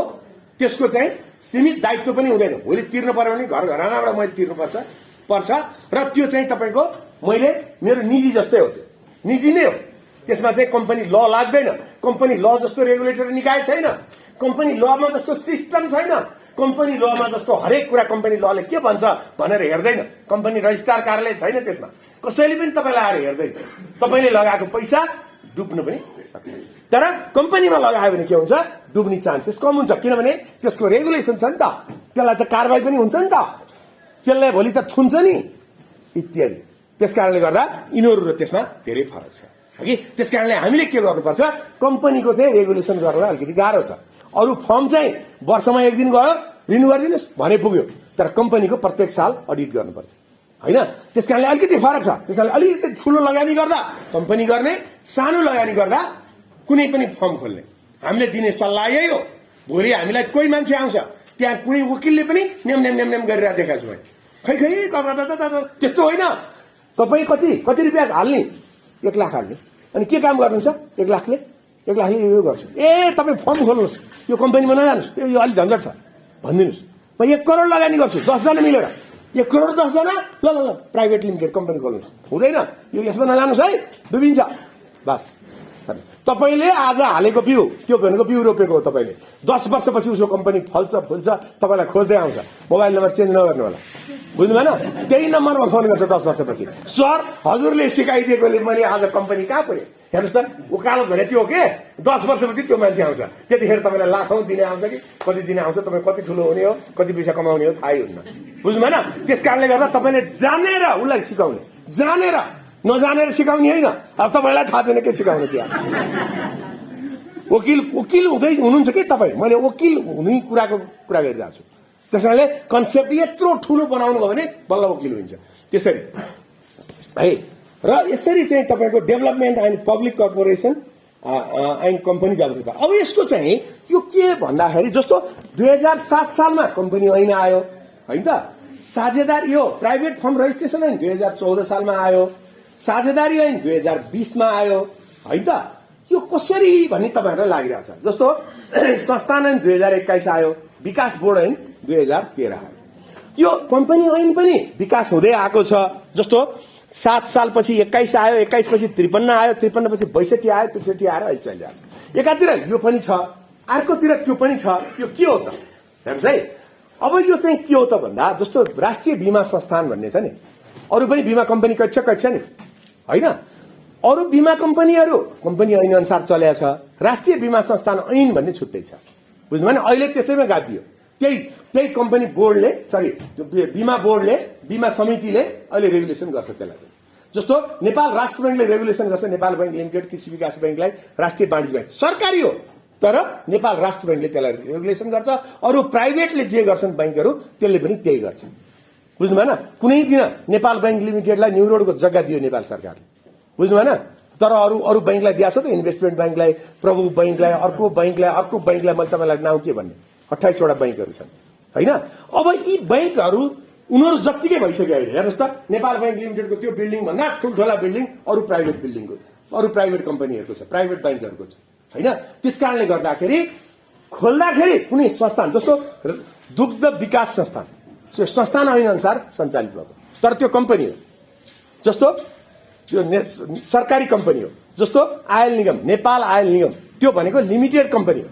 हेर्नुहोस् है, लिमिटेड कम्पनी, त्यसको सेयर छ, त्यसको सेयर चाहिँ नेपाल सरकारले कसले गरेको छ, प्राइभेटमा त्यो सेयर आएको छैन, बुझ्नु भएन? जस्तो यो के भन्छ, दूरसञ्चार कम्पनी लिमिटेड हो त्यसको नाम होइन। त्यसमा प्राइभेट सेयर पनि खोलेको छ बिचमा, र प्राइभेट सेयर पनि त्यहाँ केही % प्राइभेट सेयर छ अहिले। त्यस कारणले गर्दाखेरि के हुन्छ त, यी सब कुराहरू भन्दा अल्टिमेटली कम्पनी लले नै रेगुलेसन गर्ने हो। तर कम्पनी ल राम्रोसँग फस्टाउनु भन्दा पहिला विकास समिति ऐन बने, अघि त्यसै गरी संस्थान ऐन बने, र बिस्तारै ती ऐनहरू अब ड्यामेज हुँदैछन्। त्यो ऐनहरू अब बिस्तारै पुरानो हुँदैछ, बुढो हुँदैछ, र त्यो ऐनलाई चाहिँ खारेज गरेर सबै कम्पनी ऐनमा लिएर आउने प्रोसेस चाहिँ अगाडि बढिरहेको छ। साथीहरू यो चिज तपाईँहरूले याद गर्नु होला। तपाईँहरूलाई भोलि संस्थान ऐन भनेर आयो भने संस्थान ऐन अनुसार पनि कम्पनी स्थापना भएको छ। संस्थान ऐन अनुसारको दुग्ध विकास संस्थान अहिले पनि सञ्चालित छ तर संस्थान ऐन अनुसार मात्रै रेगुलेसन गर्न नसकिने र सरकारले मात्रै गर्न नसकिने हुँदा कम्पनी ऐनको कन्सेप्टमा सरकारले कम्पनी खोल्न पाउँछ, सरकारले सोल आफ्नो मात्रै पुँजी राखेर कम्पनी खोल्न पाउँछ। तर कम्पनी ऐनको रेगुलेसनमा गयो भने त्यसमा धेरै कुरा लेखिएको छ। संस्थान ऐनमा त धेरै लेखिएको छैन नि, यत्रो छोटो छ, तर कम्पनी ऐन धेरै मोटो छ, त्यसमा धेरै कुराहरू लेखिएको छ हैन। त्यसकारणले गर्दाखेरि यो चाहिँ यसरी अगाडि बढिरहेको छ भनेर तपाईले भन्न सक्नुहुन्छ। प्राइभेट फर्म रेजिस्ट्रेसन ऐनका कुरा इत्यादि मैले भने त्यसको चाहिँ सबभन्दा ठूलो डिफरेन्सेस भनेको चाहिँ यो चाहिँ लिमिटेड लायबिलिटी भन्छ इंग्लिशमा, नेपालीमा सीमित दायित्व। याद गर्नु, यो कति फरक छ हेर्नुस् है। कम्पनीमा तपाईले जति रुपियाँ हाल्नुभयो त्योभन्दा बढी पैसा घरबाट लगेर तिर्नु पर्दैन। तपाईहरुको यो नजिरमा पनि छ, म तपाईहरुलाई नजिरमा बताउँछु। तपाईहरुको जति पैसा हाल्नुभयो कम्पनी खारेज भयो भने त्यही पैसा जान्छ, अरु के पनि तपाईले घर घरबाट तिर्नु पर्दैन, बुझ्नुभएन। तर बाँकी जति पनि फर्महरु खोल्नुभयो, सहकारी खोल्नुभयो भने के हुन्छ? असीमित दायित्व हुन्छ। र अहिले सहकारीको ठूलो एउटा सहकारीको मुद्दा चलिरहेछ। यदि त्यो कम्पनी थियो भने के हुन्थ्यो? कम्पनी खारेज हुन्थ्यो हैन, अरु केही हुन्थ्यो। जस्तो बैंकहरु भोलि खारेज भयो भने बैंकका चाहिँ त्यसका शेयर होल्डरहरु अथवा त्यो बैंकका चाहिँ सुरुका संस्थापक शेयर होल्डरहरु पर्दैन, बुझ्नुभएन। त्यसमा जति बैंकको सम्पत्ति छ त्यसलाई बाँडफाँड गर्ने त्यस्तो स्थिति हुन्छ। त्यसकारणले गर्दा कम्पनी खोल्नुभयो त्यसको तपाईलाई भोलि डर हुँदैन, कम्पनी आफ्नो तरिकाले चल्छ। कम्पनी खारेज भयो, घाटामा गयो भने तपाईले घरबाट हाल्नु परेन हैन, त्यसको सीमित दायित्व हुन्छ। तर अरु फर्महरु खोल्नुभयो भने असीमित दायित्व हुन्छ, प्रत्येक कुरा तपाईले तिर्नु पर्छ, कम्पनीले तिर्दैन। त्यसलाई छुट्टै लिगल इन्टिटी मानिदैन, भन्छ है लिगल इन्टिटी। अघि याद गर्नु होला, कहिले लिगल इन्टिटी लेखिदिनु भयो भने त्यो कवि जाँच्नेले बडो आनन्द मान्छ के, किन लिगल इन्टिटी पनि जाने आजकल लेख्छ। लिगल इन्टिटी भनेको चाहिँ त्यसले कानुनी अस्तित्व, त्यसको नेपाली के कानुनी अस्तित्व भनेको चाहिँ भने नि मैले तपाईलाई कम्पनी यहाँ ठडिएर बसिरहेको हुन्छ के कम्पनी। तपाईले एउटा कम्पनी खोल्नुभयो भने तपाईहरु घरमा दुईजना हुनुभयो, एउटा तपाई एउटा तपाईको कम्पनी, तपाईहरु दुईटा त्यो घरमा सँगै बसिरहनु भएको, बुझ्नुभएन। रेगुलेसन तपाईले गर्नु, त्यसलाई देखिदैन। तर पैसा कम्पनीको छुट्टै खाता हुन्छ, त्यो खातामा पैसा हाल्नु पर्यो। त्यो कम्पनीको पैसा तपाईले झिकेर ल्याउनु पर्यो भने निर्णय गरेर ल्याउनु पर्यो आफ्नो खातामा। के को लागि हो त? त्यसको कानुन नियम बमोजिम खर्च गर्नु पर्यो, जहाँ पाए त्यही खर्च गर्न पनि पाइएन। के को लागि कम्पनी खोल्नु भएको छ होइन। तर मान्छेले निजी कम्पनी हो जे मन लाग्दै गरिरहेछ, त्यो बेग्लै कुरा। नेपाल भनेको कस्तो देश हो भने जे मन लाग्दै गर्ने पढेपछि पर्यो सिद्धियो, कहिले त्यहाँ उम्केर हिँड्न सकेन त्यो मान्छे। त्यसकारणले गर्दा जहिले पनि कानुन रेगुलेसन भित्र बस्न खोज्ने हामीले जहिले सुकै सकेसम्म लेन उत्ताल लेन अलिकति हुने पनि गरिहाल्नु न, पुलिस रहन्छ भनेर स्वाट नगर्ने के। सकेसम्म यहाँ बस्ने धेरै हतार भयो त अब पुलिस पार्दै पनि जानु पर्यो नि, परेन। तर त्यो नगरौँ के नगरौँ। अब पनि गऱ्यौँ भने त यो हामी के पनि बाँकी रहँदैन, यो देशै के पनि बाँकी रहँदैन के।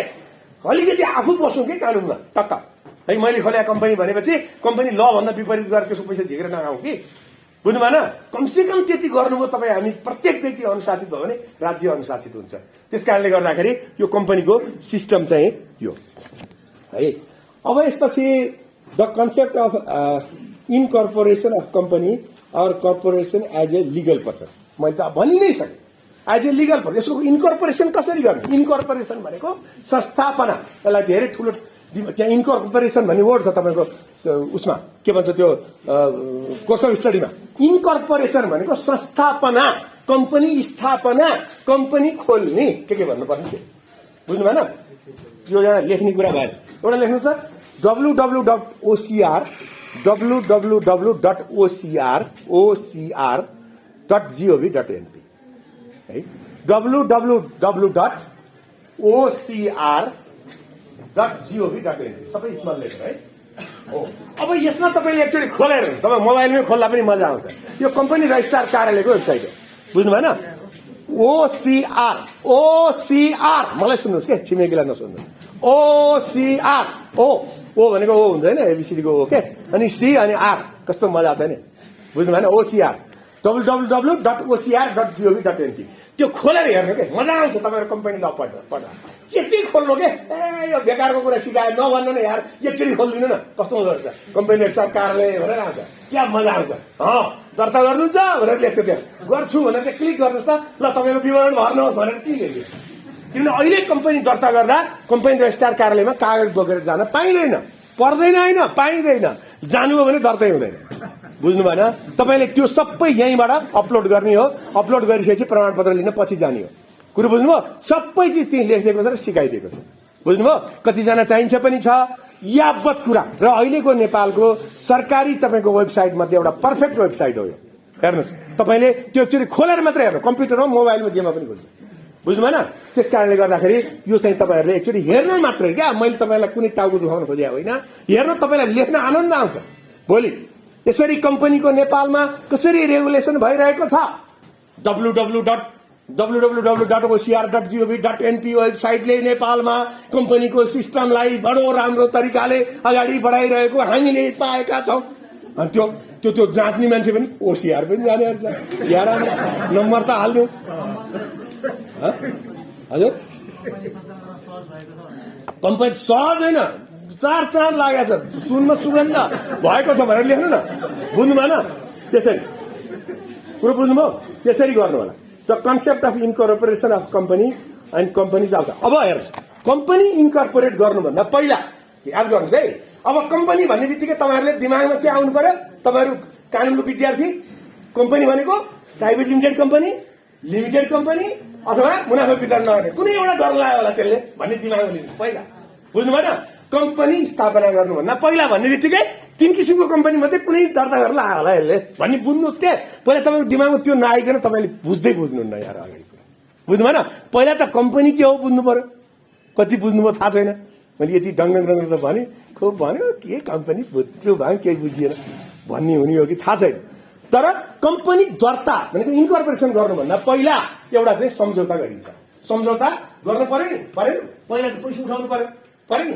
जस्तो त्यहाँ कम्पनी रेजिस्ट्रार कार्यालयमा जाँदा त बैंकमा दर्ता गरेको भाउचर पनि त्यहाँ पेश गर्नुपर्छ, सेयर पुँजीको है, कति रुपियाँमा गरे होइन। त्यो चिजको लागि त पैसा उठाउनु पर्यो नि। कम्पनी त बनेको हुँदैन, पैसा त उठाउनु पर्यो नि, परेन? अनि कम्पनीको नाम के राख्ने? त्यहाँ कतिजना मिलेर दर्ता गर्ने हो? त्यहाँ जाना भन्ने बित्तिकै तपाईँको दिमागमा के आउनु पर्यो? प्राइभेट भयो 1 जना, पब्लिक भयो 7 जना घटीमा, अथवा चाहिँ मुनाफा वितरण नगर्ने भयो मिनिमम 5 जना मान्छे जम्मा भएर त्यहाँ चाहिँ एउटा चाहिँ सम्झौता गर्ने भयो। उनीहरूले सर्वसम्मत एउटा माइनट गर्ने भयो। त्यो माइनटमा के लेखिने भयो? कम्पनीको नाम, कम्पनीको ठेगाना, कम्पनीको पुँजी, त्यो कम्पनी कहिले दर्ता गर्ने, त्यसको कम्पनी दर्ता गर्दाखेरि कसलाई जिम्मा दिने, को हो त्यसको, ती कुराहरू इत्यादि अरू पनि कुराहरू केही छन् भने त्यो कुराहरू तपाईँले इन्कर्पोरेसन गर्नुभन्दा पहिलाको सम्झौता भनिन्छ। बुझ्नुभयो? यो तपाईँहरूको कोर्समै छ, यो क्वेसनै आएको देखेँ मैले। कुरो बुझ्नुभयो? कम्पनी इन्कर्पोरेसन गर्नुभन्दा अगाडिको सम्झौता के हो भनेर आउँछ। के हो भनेको कम्पनी दर्ता नहुँदै गरिने सम्झौतालाई, यसलाई चाहिँ नि यो चाहिँ प्री सम्झौता भनिन्छ।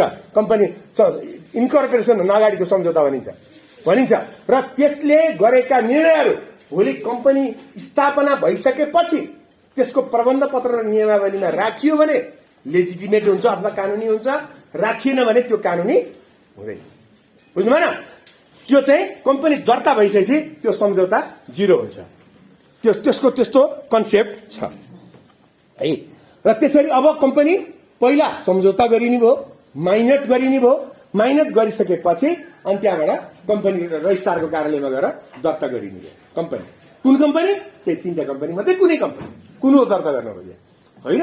त्यो as a legal the concept of corporation of company or corporation as a legal person.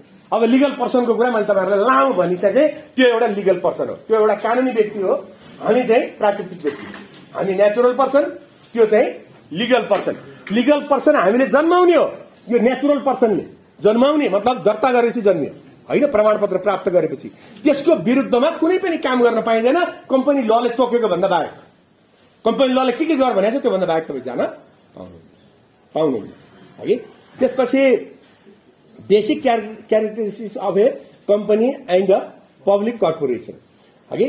अब यो चाहिँ कम्पनी र पब्लिक कर्पोरेसन अथवा पब्लिक कम्पनीको चाहिँ बेसिक क्यारेक्टर के हुन्छ त, कस्तो किसिमको चाहिँ यसको चाहिँ क्यारेक्टर हुन्छ भन्ने कुरा मैले तपाईँहरूलाई करिब भनि नै सकेँ। कुरो बुझ्नु भएन? कस्तो हुन्छ त कम्पनी भन्ने बित्तिकै भनेपछि प्राइभेट लिमिटेड कम्पनी घटीमा 1 जना, बढीमा 100 जना हुन्छ होइन। पब्लिक लिमिटेड कम्पनी घटीमा 7 जना हुन्छ। त्यसले जस्तो तपाईँको प्राइभेट लिमिटेड कम्पनीले आफ्नो प्राइभेट तपाईँको बिजनेस व्यापार गर्ने पैसा कमाउने उद्देश्यले खोलेको हुन्छ होइन। पब्लिक लिमिटेड कम्पनी पब्लिकको लागि खोलिएको हुन्छ, याद गर्नु होला, पब्लिकको लागि खोलिएको हुन्छ र पब्लिकलाई खोलिसकेपछि त्यो चाहिँ सार्वजनिक गर्नुपर्छ। जस्तो पब्लिक लिमिटेड कम्पनीले आफ्ना व्यापक कुराहरू जस्तो कति खर्च गर्यो, अहिले कुन अवस्थामा छ, त्यसको ब्यालेन्स सिट कति छ, त्यसको आम्दानी खर्च कति छ, नाफा कति छ, त्यो कुरा चाहिँ पब्लिक लिमिटेड कम्पनीले सार्वजनिक गर्नुपर्छ। अझ सूचीकृत कम्पनी भनेको त्यो शेयरमा सूचीकृत, त्यसको त आन्द्रा भोली भन्छ नि हाम्रो नेपाली भाषामा, सबै देखाउनुपर्छ, कुनै पनि लुकाउनु पाएन, सबै त्यसको आधारमा मान्छेले शेयर हाल्ने कि नहाल्ने डिसिजन गर्छ होइन। सूचीकृत कम्पनी भन्छ त्यसलाई। पब्लिक लिमिटेड कम्पनी पनि दुई किसिमको, एउटा सूचीकृत कम्पनी, एउटा सूचीकृत नभएको कम्पनी। सबै सूचीकृत हुँदैन, याद गर्नु होला। त्यहाँ नेप्से भन्छ, त्यो चाहिँ के भन्छ, शेयरमा लगेर सूचीकृत कति बेला हुन्छ भने त्यो कम्पनी जुन सक्षम छ, जुन कम्पनी नाफामा छ, जुन कम्पनीले 3 वर्षसम्म नाफा कमाएको छ, त्यो मात्रै सूचीकृत हुन पाउँछ, अरू पाउँदैन। पब्लिक लिमिटेड हुँदैमा सूचीकृत हुँदैन। पब्लिक लिमिटेड कम्पनी झन्डै तपाईँको चाहिँ कम्पनी रजिस्ट्रार कार्यालयमा हेर्दा हजारौं झन्डै लाख पुग्न लागिसक्यो, बुझ्नु भएन। तर कतिवटा छ त्यहाँ नेप्सेमा दर्ता भएको भन्दा धेरै थोरै छ, किनभने त्यहाँ दर्ता हुनको लागि धेरै कुरा चरण पार गर्नुपर्छ, अनि मात्रै मान्छेलाई शेयर खोल्न पाइन्छ, बुझ्नु भएन। आइपिओ भन्छ नि, इनिसियल पब्लिक अफरिङ होइन हो। त्यो खोल्नको लागि चाहिँ तपाईँको चाहिँ पब्लिक लिमिटेड कम्पनीले मात्रै पाउँछ, बाँकी दुईटाले पाउँदैन। कम्पनी भन्ने बित्तिकै याद गर्नु होला, प्राइभेट लिमिटेडले पनि पाउँदैन, मुनाफा वितरण नगर्ने कम्पनीले पनि पाउँदैन। पब्लिक लिमिटेडले पाउँछ तर सबैले पाउँदैन, बुझ्नु भएन।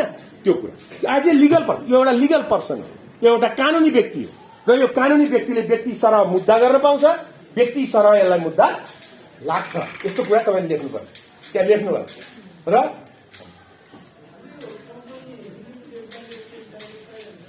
सुनिए, मुख यस्तो नगरी भन्नुहोस् न, ठुलो स्वर, 100 जना कम्पनी लमा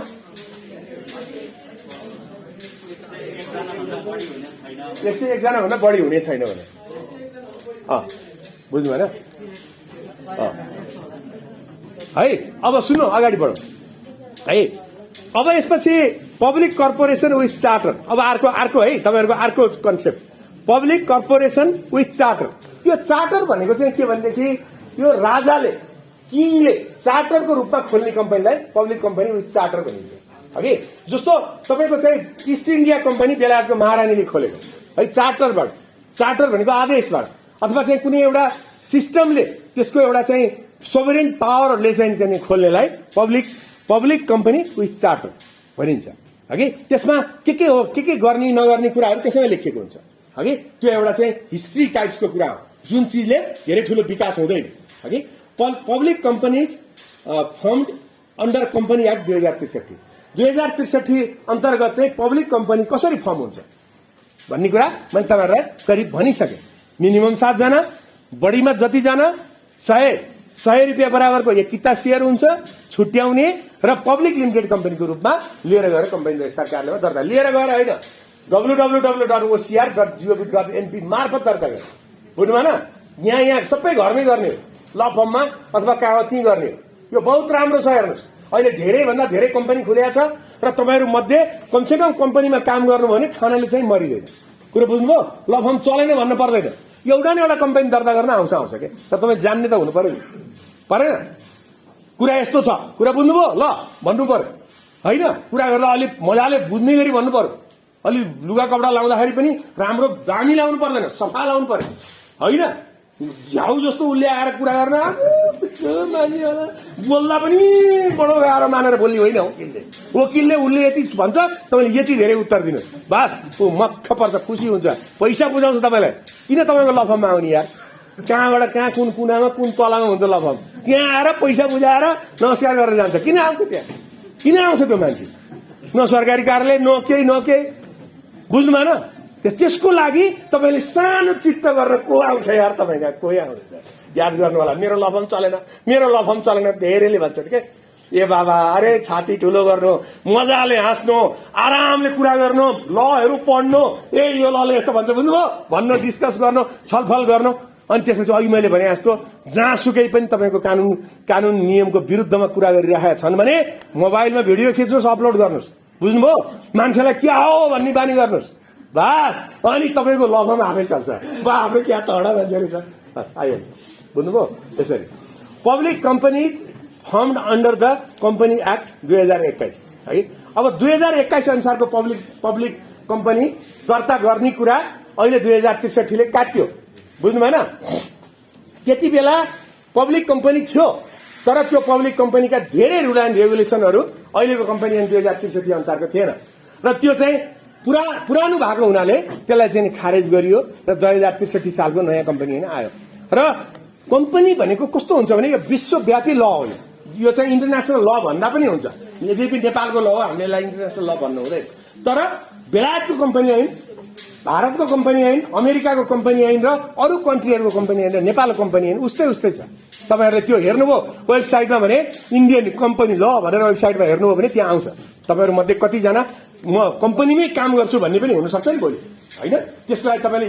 इन्टरनेसनलको पनि हेर्ने बानी गर्नुपर्छ गर्नुभयो भने त्यहाँ चाहिँ तपाईले नेपालको कम्पनी ल र त्यहाँको उस्तै हुन्छ र चाहिँ जहाँ अब कम्पनीमा प्रब्लमहरू सिर्जना हुँदै जान्छ नयाँ कम्पनीले पुराना कुराहरूलाई ओभररुल गर्दै जान्छ र त्यसले के गर्छ नयाँ कुराहरू थप्दै जान्छ पुराना कुराहरू खारेज गर्दै जान्छ त्यसैगरी 2021 सालको कम्पनी ऐनलाई 2063 सालको कम्पनी ऐनले धेरै कुराहरू चाहिँ चेन्ज गरेको छ बुझ्नु भने हगि त्यो कुराहरू तपाईहरुले याद गर्नु पर्यो हगि त्यति मात्रै यसमा धेरै क्वेशनहरू तपाईको आगो मैले देखिन हगि अब public corporation firmed under the development bank act 2013 हगि डेभलपमेन्ट बोर्ड है विकास बोर्ड यो विकास बोर्ड ऐन 2013 अनुसारको चाहिँ कम्पनी कसरी फर्मेसन भयो त हुन्छ त भन्दा विकास बोर्ड भनेको चाहिँ नेपाल सरकारले मात्रै गठन गर्न सक्छ यो व्यक्तिले गर्दैन याद गर्नु होला कम्पनी ऐन अनुसारको चाहिँ व्यक्तिले गर्ने हो सरकारले पनि गर्न सक्छ हैन यो विकास बोर्ड ऐन 2013 अनुसार गठन भएका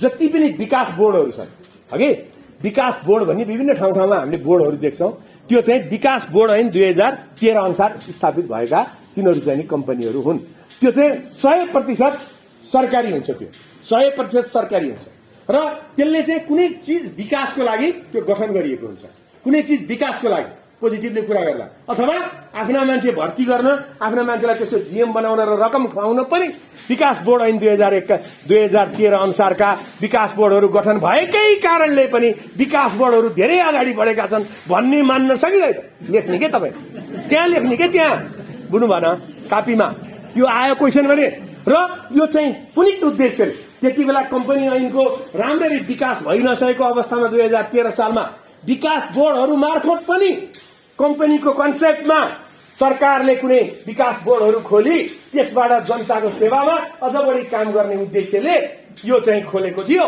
तर यसले वाञ्छित उद्देश्य हासिल गर्न सकेको पाइँदैन पाइन्छ र सरकारी कसले गरेछ हैन त्यसकारणले गर्दा तर उद्देश्य चाहिँ यो के हो त भन्दा कुनै चीजको विकासको लागि त्यो चाहिँ यो ऐन अनुसारको बोर्ड गठन गर्नको लागि सरकारले खोलेको बुझ्नु भने अब अहिले आज यो कन्सेप्टमा छैन सरकार पनि अहिले 2063 सालको कम्पनी ऐन आइसकेपछि सरकारले आफै पैसा हाल्छ संघीय सरकारले सरकार भन्ने बित्तिकै तीनटा हुन्छ याद गर तपाईँ दिमागमा सरकार भन्ने बित्तिकै अहिले ल स्टुडेन्टले के सोच्नुपर्छ तीनटा सरकार छ यो देशमा एउटा संघीय सरकार एउटा प्रदेश सरकार एउटा स्थानीय सरकार सरकारले लेखेको छ संविधानमा धेरै ठाउँमा स्थानीय तह त हो तर सरकार भन्ने पनि शब्द प्रयोग गरेको छ संविधानमा त्यसकारणले तीनटै सरकारले कम्पनी खोल्न पाउँछ याद गर्नु होला तीनटै सरकारले कम्पनी खोल्न पाउँछ अहिले तीनटै सरकारले र तीनटै सरकारले अहिलेको कम्पनी ऐन अनुसारको कम्पनीहरू खोलिराखेका छन् र उनीहरू यो पुरानो विकास बोर्ड ऐन संस्थान ऐनतिर अहिले चाहिँ गएको देखिँदैन यो पुरानोहरू मात्रै हो अहिलेको नयाँमा यसमा गइराखेको देखिँदैन तपाईले लेखे पनि हुन्छ देखिँदैन भन्नु होला गएको छैन नलेख्नु होला देखिँदैन भन्नु होला किनभने कम्पनी ऐन अनुसारै जाँदाखेरि सरकारलाई पनि फाइदा भइराखेको अवस्था छ private companies selling share to a restricted number of share holder अब प्राइभेट कम्पनीले चाहिँ रेस्ट्रिक्टेड मात्रै शेयर बेच्न पाउने भयो के जस्तो पब्लिक जस्तो फलाना बैंकको शेयर खुल्यो भनेपछि दौड गरेर अब हामी आइपिओ होइन त्यो पछि के भर्ने भन्छ नि त्यसलाई के भर्ने अहिले भर्ने के खुल्यो कम्पनी भनेपछि आइपिओ भर्ने होइन हो अब आइपिओ भर्नलाई हामी चाहिँ कम्प्युटर खोलिहाल्छौँ र हाम्रो बैंक खातासँग रिलेट गरे होला बैंक खाताबाट पैसा हालेर खोलिहाल्छौँ क्या यति हाल्यो भने पाइन्छ भन्छौँ होइन मेरो शेयर खोलिहाल्छौँ यहाँ हुनुहुन्छ धेरै शेयर परिसक्यो तपाईँ त्यही भएर त म खुवाउँछु सर अलिअलि लानुहोस् त अलिअलि यो बडो मजा आउँछ हेर्नुहोस् यो आइपिओ भनेको बहुत गजबको चिज हो याद गर्नु होला मैले तपाईँहरूलाई यसको प्रचार गरेँ होइन यसमा तपाईँले कम्पनी हेरेर आइपिओमा 100 रुपियाँको तपाईँको 100 किता सेयर पाउनुभयो यदि भने त्यसबाट तपाईँको काया पलट पनि हुनसक्छ भयङ्कर त्यसै त्यति पैसाले पनि तपाईँलाई वर्षै साल केही न केही पैसा आइरहन्छ अर्निङ भइरहन्छ क्या बुझ्नु भने त्यस कारणले आइपिओ चाहिँ भर्दाखेरि राम्रो छ कम्पनी ल थाहा पाएर भर्नु र थाहा नपाएर भर्नुमा कति फरक छ अहिले मैले तपाईँलाई भनिरहेको छु बुझ्नु भएन त्यसरी यो चाहिँ सेलिङ सेयर यसमा सेलिङ सेयर हुँदैन प्राइभेट कम्पनीमा याद गर्नु होला प्राइभेट कम्पनीमा सेलिङ सेयर हुँदैन प्राइभेट कम्पनीमा कसैलाई सेयर बेच्नु पर्यो भने प्राइभेट कम्पनी भन्ने बित्तिकै तपाईँको दिमागमा के आउनु पर्यो यही आउनु परेन र व्यक्तिको प्राइभेट हो यो भन्ने कुरा आउनु पर्यो त्यस कारणले अब त्यसले चाहिँ अर्कालाई सेयर चाहिँ तेरो कम्पनीको सेयर लिए त तपाईँ कम्पनीको सेयर ल्याउनुहोस् त प्राइभेट कम्पनी तपाईँ दिन बाध्य छ छैन यो मान्छे हाम्रै मान्छे हो परिवारभित्रको हो यो मान्छे ज्ञानी छ असल छ भने फेरि नभए किन दिनु त्यसले आएर भने हुडलो गर्छ कि किन दिनु प्राइभेट कम्पनीमा दिँदैन त्यो चाहिँ तपाईँले जबरजस्ती पनि लिए भन्न पाउनुहुन्न र त्यो चाहिँ के छ भने उनीहरूसँग सल्लाहले मात्रै हुन्छ र उनीहरूसँग तपाईँको भइरहेको सेयर होल्डरसँग तपाईँको ट्रान्सफर गरेर पनि सेयर किन्न पाइन्छ हगि अथवा कुनै उसले पुँजी वृद्धि गरेको बेलामा गएर त्यहाँभित्र गएर घुस्न पनि पाइन्छ बुझ्नु भएन घुस्न पनि पाइन्छ जस्तो तपाईँको ठुला चाहिँ तपाईँको यो छड कम्पनीहरू छ नि छड कम्पनीहरू जगदम्बा स्टिल होइन मैले प्रचार गरेर चाहिँ होइन है फेरि यससित सम्बन्धित वकिल रहेछ नभन्ने म छैन त्यसको बुझ्नुभयो त्यसै गरी तपाईँको चौधरी ग्रुपको सिजी लेखिरहेको छ त्यसको कम्पनी नै हो आदि इत्यादि यी सबै प्राइभेट कम्पनी यिनीहरूको चाहिँ तपाईँको चाहिँ सेयर बेच्दैन यो सबै उनीहरूको निजी हो उनीहरूको घर परिवारले चलाएको छ त्यसैबाट टनाटन पैसा खान्छ बजार कुरो बुझ्नु भएन र नेपाल बैंकहरूलाई चाहिँ पब्लिक लिमिटेड कम्पनी नै चाहिन्छ तपाईँको त्यो बिमा कम्पनीलाई पब्लिक लिमिटेडै कम्पनी चाहिन्छ सेयरै बेच्नुपर्छ तर अरू बाँकीलाई चाहिँ सेयर बेच्नुपर्छ भनेर सरकारले अनिवार्य गरेको छैन गर्नु के पर्छ यिनीहरूलाई जुन सबभन्दा बढी नाफा हुने कम्पनीहरू छ त्यो चाहिँ प्राइभेट खोल्नै दिनु हुँदैन अब तपाईँहरूले यति कुरा बुझ्नुहुन्छ मैले यो क्लासमा यति कुरा भनेपछि जस्तो दूरसञ्चार 10औं अरब 15औं अरब 20औं अरब नाफा गर्छ त्यसले बुझ्नुभयो एनसीएलले कति नाफा गर्दो एनसीएलको पब्लिक लिमिटेड कम्पनी बनाउनुपर्छ एनसीएललाई एनसीएल भनेको व्यक्तिले खाइरहेछ आजसम्म त्यो भयो भने कमसे कम हामी आइपिओ भर्नुलाई नाराजी यहीँ हुनुहुन्छ कति भर्नुहुन्छ घटाटटा भर्नुहुन्छ नि तपाईँहरू कतिले भर्नु होला आइपिओ कमसेकम एनसीएलको आइपिओ भरेर हामी पनि अलिअलि पैसा कमाउन होइन र तर त्यो अहिले पनि प्राइभेट कम्पनीकै रूपमा छ होइन त्यसकारणले गर्दा लिमिटेड कम्पनी जहाँ बढी नाफा हुन्छ त्यसलाई लिमिटेड कम्पनी अनिवार्य बनाऊ सरकार भन्नुहोस् के विद्यार्थी हो नि तपाईँहरू के विद्यार्थी हुनु सबै बा आमा भइसक्नु भएको छ तर सबैलाई भने होइन है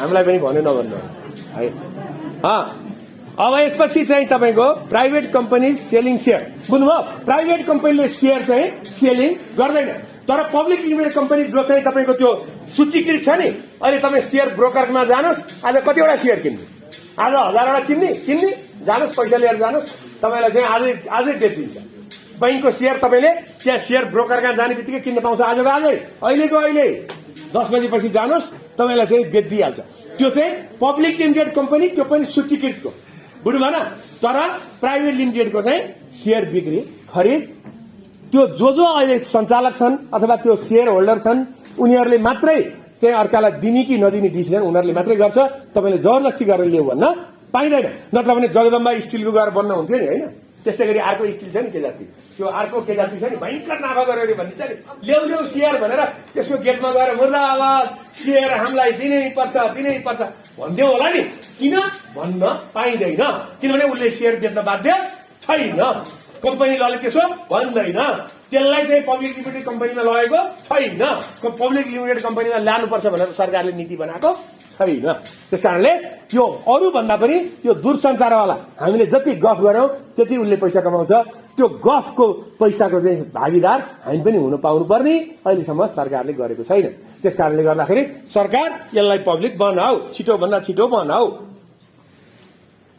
हाम्रो विद्यार्थीको नारामा यो पनि थपौँ क्या है त्यसै गरी हो होइन के कसो तपाईँहरूलाई यो होइन जस्तो लाग्यो भन्नु है यो किनभने अहिले हामी कम्पनी ल पढ्दैछौँ कि कम्पनीकै कुरा गरौँ न अरू किन कुरा गर्ने के कसो के होइन दारी पाले मान्छे इन्टेलिजेन्ट हुन्छ दारी पालेपछि गर्छ अनि त्यो मान्छेको पुरा अनुहार देखिँदैन अनि जति देखिन्छ त्यो यति हेर्दा इन्टेलिजेन्ट देखिन्छ क्या बुझ्नु भएन त्यस्तो है।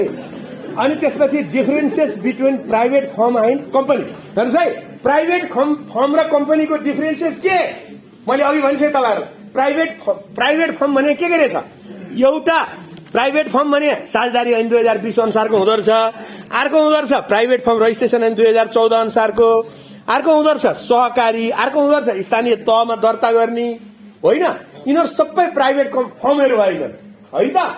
अब कम्पनी र त्यो प्राइभेट फर्ममा के फरक हो त ल भन्नु त प्राइभेट फर्म र कम्पनीको बिचमा के फरक छ भनेपछि अब तपाईँ न लेख्नु न र लेख्नु त लेख्ने के भन्यो यसले के लेख्ने हो के धिक्क भयो भन्छ कतिजनालाई त्यस्तो पनि लाग्यो होला होइन तर मैले धेरै भनिसकेँ भन्न चाहिँ बुझ्नु भएन। प्राइभेट फर्म र कम्पनीको बिचको पहिलो भिन्नता भनेको त्यसमा सेयर हुँदैन यसमा सेयर हुन्छ है त्यसमा सेयर हुँदैन यसमा सेयर हुन्छ कुरो बुझ्नु भएन। दोस्रो महत्त्वपूर्ण त्यसमा असीमित दायित्व हुन्छ कम्पनीमा सीमित दायित्व हुन्छ लिमिटेड लायबिलिटी हुन्छ त्यसमा अनलिमिटेड लायबिलिटी हुन्छ। अनलिमिटेड लायबिलिटी भन्नाले तपाईँले चाहिँ त्यो चाहिँ तपाईँले जहिले पनि जति पनि पैसाहरू तपाईँले तिरिराख्नु पर्छ कुरो बुझ्नु भएन तिरिराख्नु पर्छ त्यो त्यो त्यो असीमित दायित्व हुन्छ यसको चाहिँ सीमित दायित्व हुन्छ है। अनि त्यसपछि त्यो चाहिँ तपाईँको कम्पनी ल अनुसारको रेगुलेसन हुँदैन त्यसमा रेगुलेटरी निकाय हुँदैन होइन यसमा त कम्पनी रजिस्ट्रार कार्यालयले पनि हेर्छ नि दर्ता गर्नु पर्यो यो गरेन भनेर हेर्छ इत्यादि तर त्यसमा कसैले पनि हेर्दैन त्यसमा पैसा डुब्ने चान्स हुन्छ यसमा पैसा आउने चान्स हुन्छ।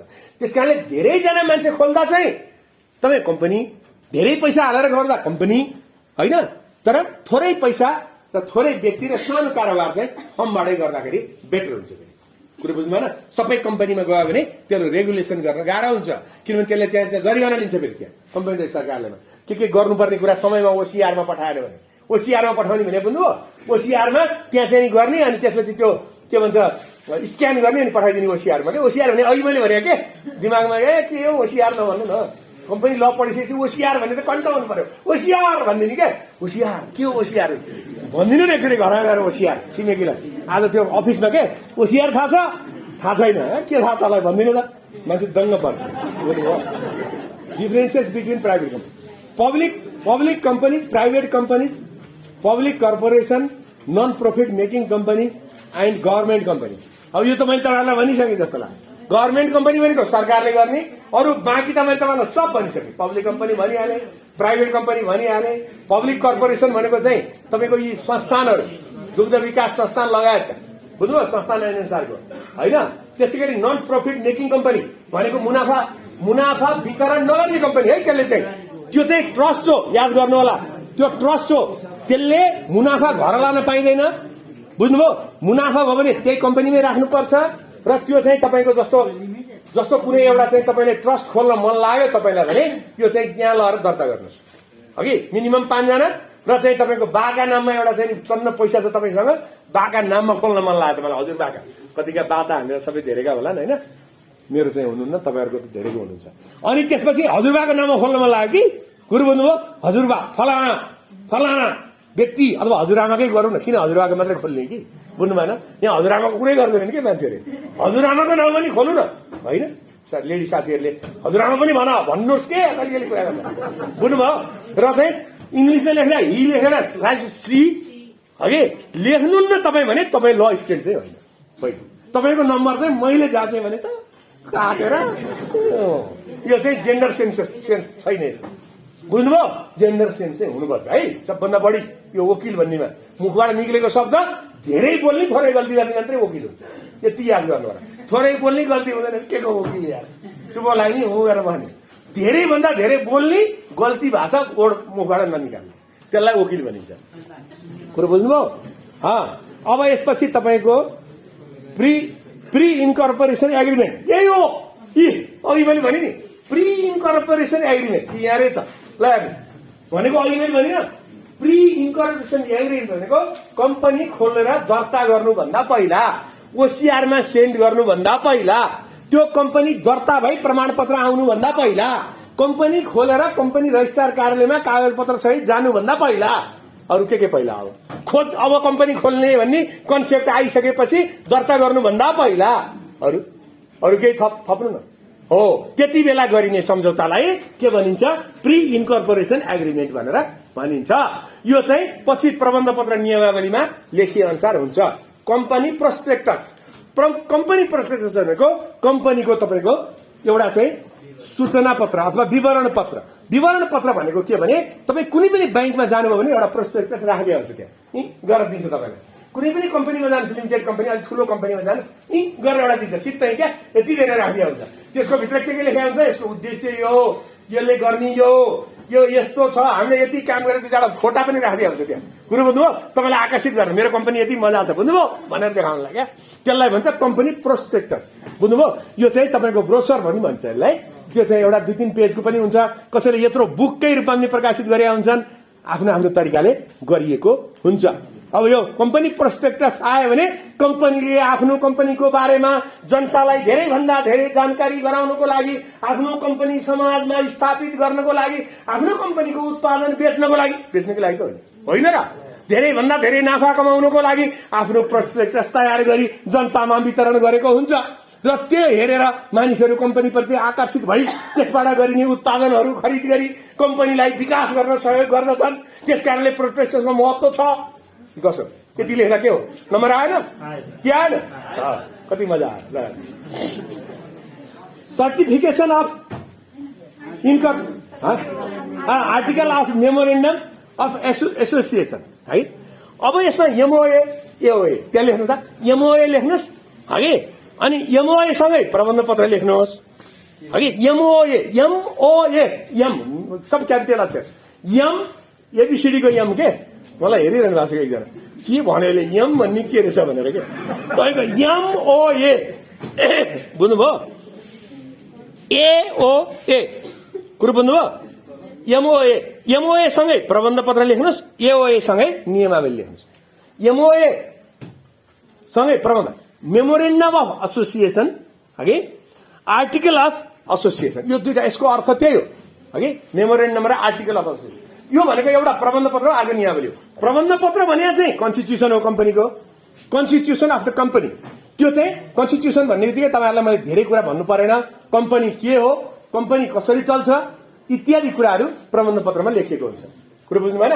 नियमावली भनेको चाहिँ प्रबन्ध पत्रसँग नबाजिने गरी बनाइएको अर्को कागज हो हगि। यो दुईटा नभइकन कम्पनी दर्ता हुँदैन हगि। र साना कम्पनीमा चाहिँ नियमावली नभए पनि दर्ता गर्छ प्रबन्ध पत्र चाहिँ नभई हुँदैन। प्रबन्ध पत्र चाहिँ नभई हुँदैन। ओसिआरमा प्रबन्ध पत्र नपठाई तपाईँको दर्ता हुँदैन। ओसिआरमा पठाउने भने के जनालाई के हो यो के भन्छ ओसिआर अहिले भनेको त्यो याद हुँदैन कि त्यो घरमा कसैको केही प्रब्लम छ कसैले केही सोचिरहेको छ कि घरको बारेमा बुझ्नु भएन। अनि यहाँ ओसिआरै याद हुँदैन। ओसिआर भनेको www.ocr.gov.np कम्पनी रजिस्ट्रार कार्यालयको वेबसाइट हो बस त्यति हो बुझ्नु भएन। त्यसमा चाहिँ प्रबन्ध पत्र भन्ने नपठाइकन भनेको के प्रबन्ध पत्र कागजमा लेख्ने हो त्यसको त्यो ऊ पनि के छ केही ओसिआरमै छ त्यहाँ कस्तो हुन्छ त्यसको एकजनाको भए कस्तो हुन्छ 100 जनाको भए कस्तो हुन्छ लिमिटेड कम्पनीको कस्तो हुन्छ मुनाफा वितरण नगरेको कस्तो हुन्छ भन्ने कुरा पनि त्यहाँ पलक फर्मेट बनाएर राखिदिएको छ त्यही ओसिआरमै छ बुझ्नु भएन हो।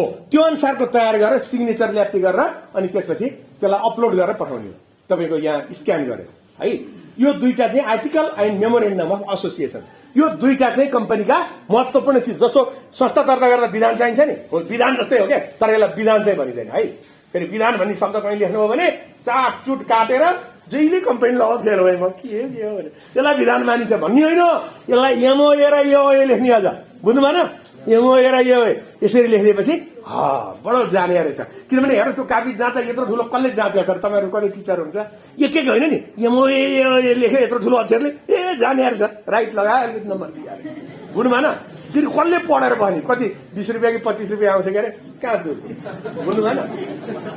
त्यस कारणले यस्ता महत्त्वपूर्ण कुराहरू यी चाहिँ टुकटुक लेख्ने के चट कस्तो आनन्द आउँछ है। त्यसै गरी सर्टिफिकेसन अफ इन्कर्पोरेसन त्यसपछि कम्पनी रजिस्ट्रार कार्यालयले सर्टिफिकेट दिन्छ तपाईँलाई। सर्टिफिकेट भनेको ओसिआरमा पठाएपछि याद गर्नु होला र तपाईँले पठाएका कागजपत्रहरू मिलेपछि त्यहाँ जाने मैले अस्ति पठाएको थिएँ तपाईँले त्यो तपाईँको इमेल आइडी तपाईँको चाहिँ पासवर्ड दुइटै तपाईँलाई उसैले इमेलबाटै पठाइदिएको हुन्छ तपाईँलाई पहिले नै। अनि त्यहाँ जाने प्रमाणपत्र रेडी हुन्छ, तपाईँलाई प्रमाणपत्र दिएर पठाइन्छ।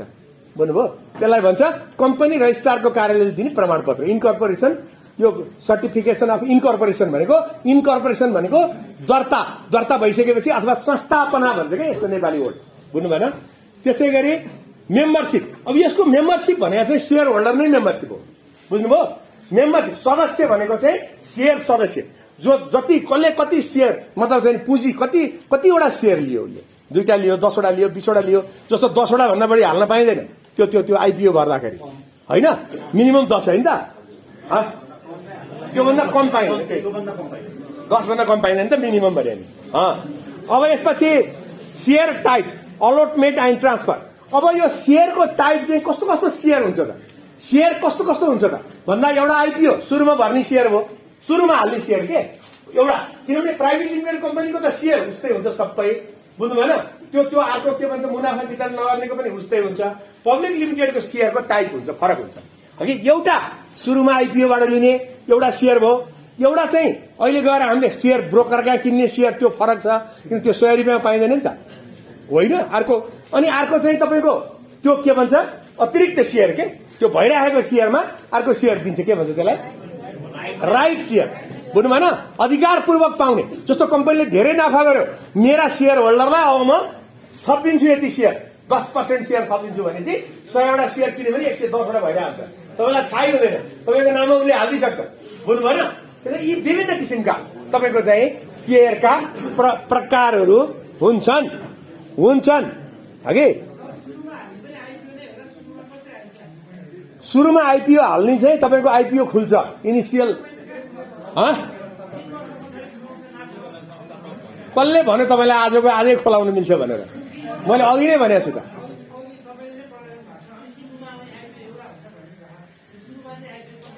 होइन भने सुरुमा आइपिओलाई त अघि मैले भने नि तपाईँलाई 3 वर्षसम्म उसले नाफा गरेपछि मात्रै आइपिओ हाल्न पाउँछ, त्यति नभइकन आइपिओ खुल्दैन भनेपछि आइपिओ खुल्यो भनेपछि त्यति भएर खुल्यो होला भन्ने बुझ्नु न। तपाईँले के बुझ्नुहुन्छ?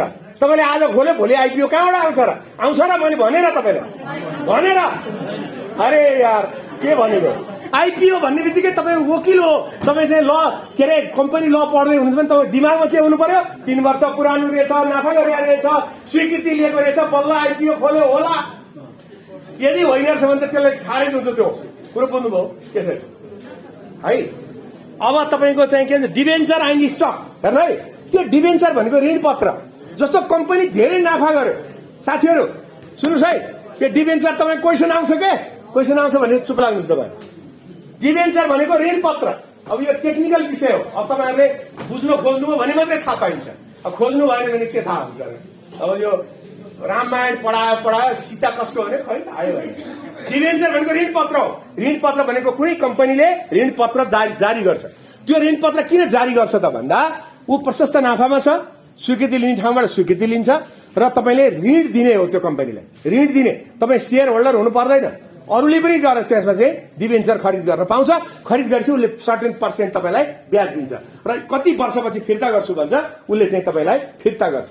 अघि एन्ड स्टक भनेको चाहिँ के हो त भन्दाखेरि तपाईँले अहिले स्टक एजेन्सी छ, अघि यो जुन नेटसे भन्छ, त्यहाँ चाहिँ तपाईँको सेयर स्टक जति सेयरहरू तपाईँको त्यहाँ चाहिँ नि तपाईँको खरिद गर्न पाइने गरी त्यहाँ व्यवस्था भएको छ, कतिवटा कम्पनीको भएको छ, होइन? ती सबै स्टक हुन्, तपाईँले आजै गएर खरिद गर्न पाउनुहुन्छ।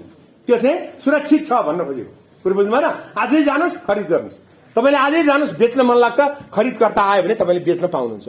हगि त्यसै गरी बोर्ड अफ डाइरेक्टर भनेको कम्पनीको सञ्चालक समिति।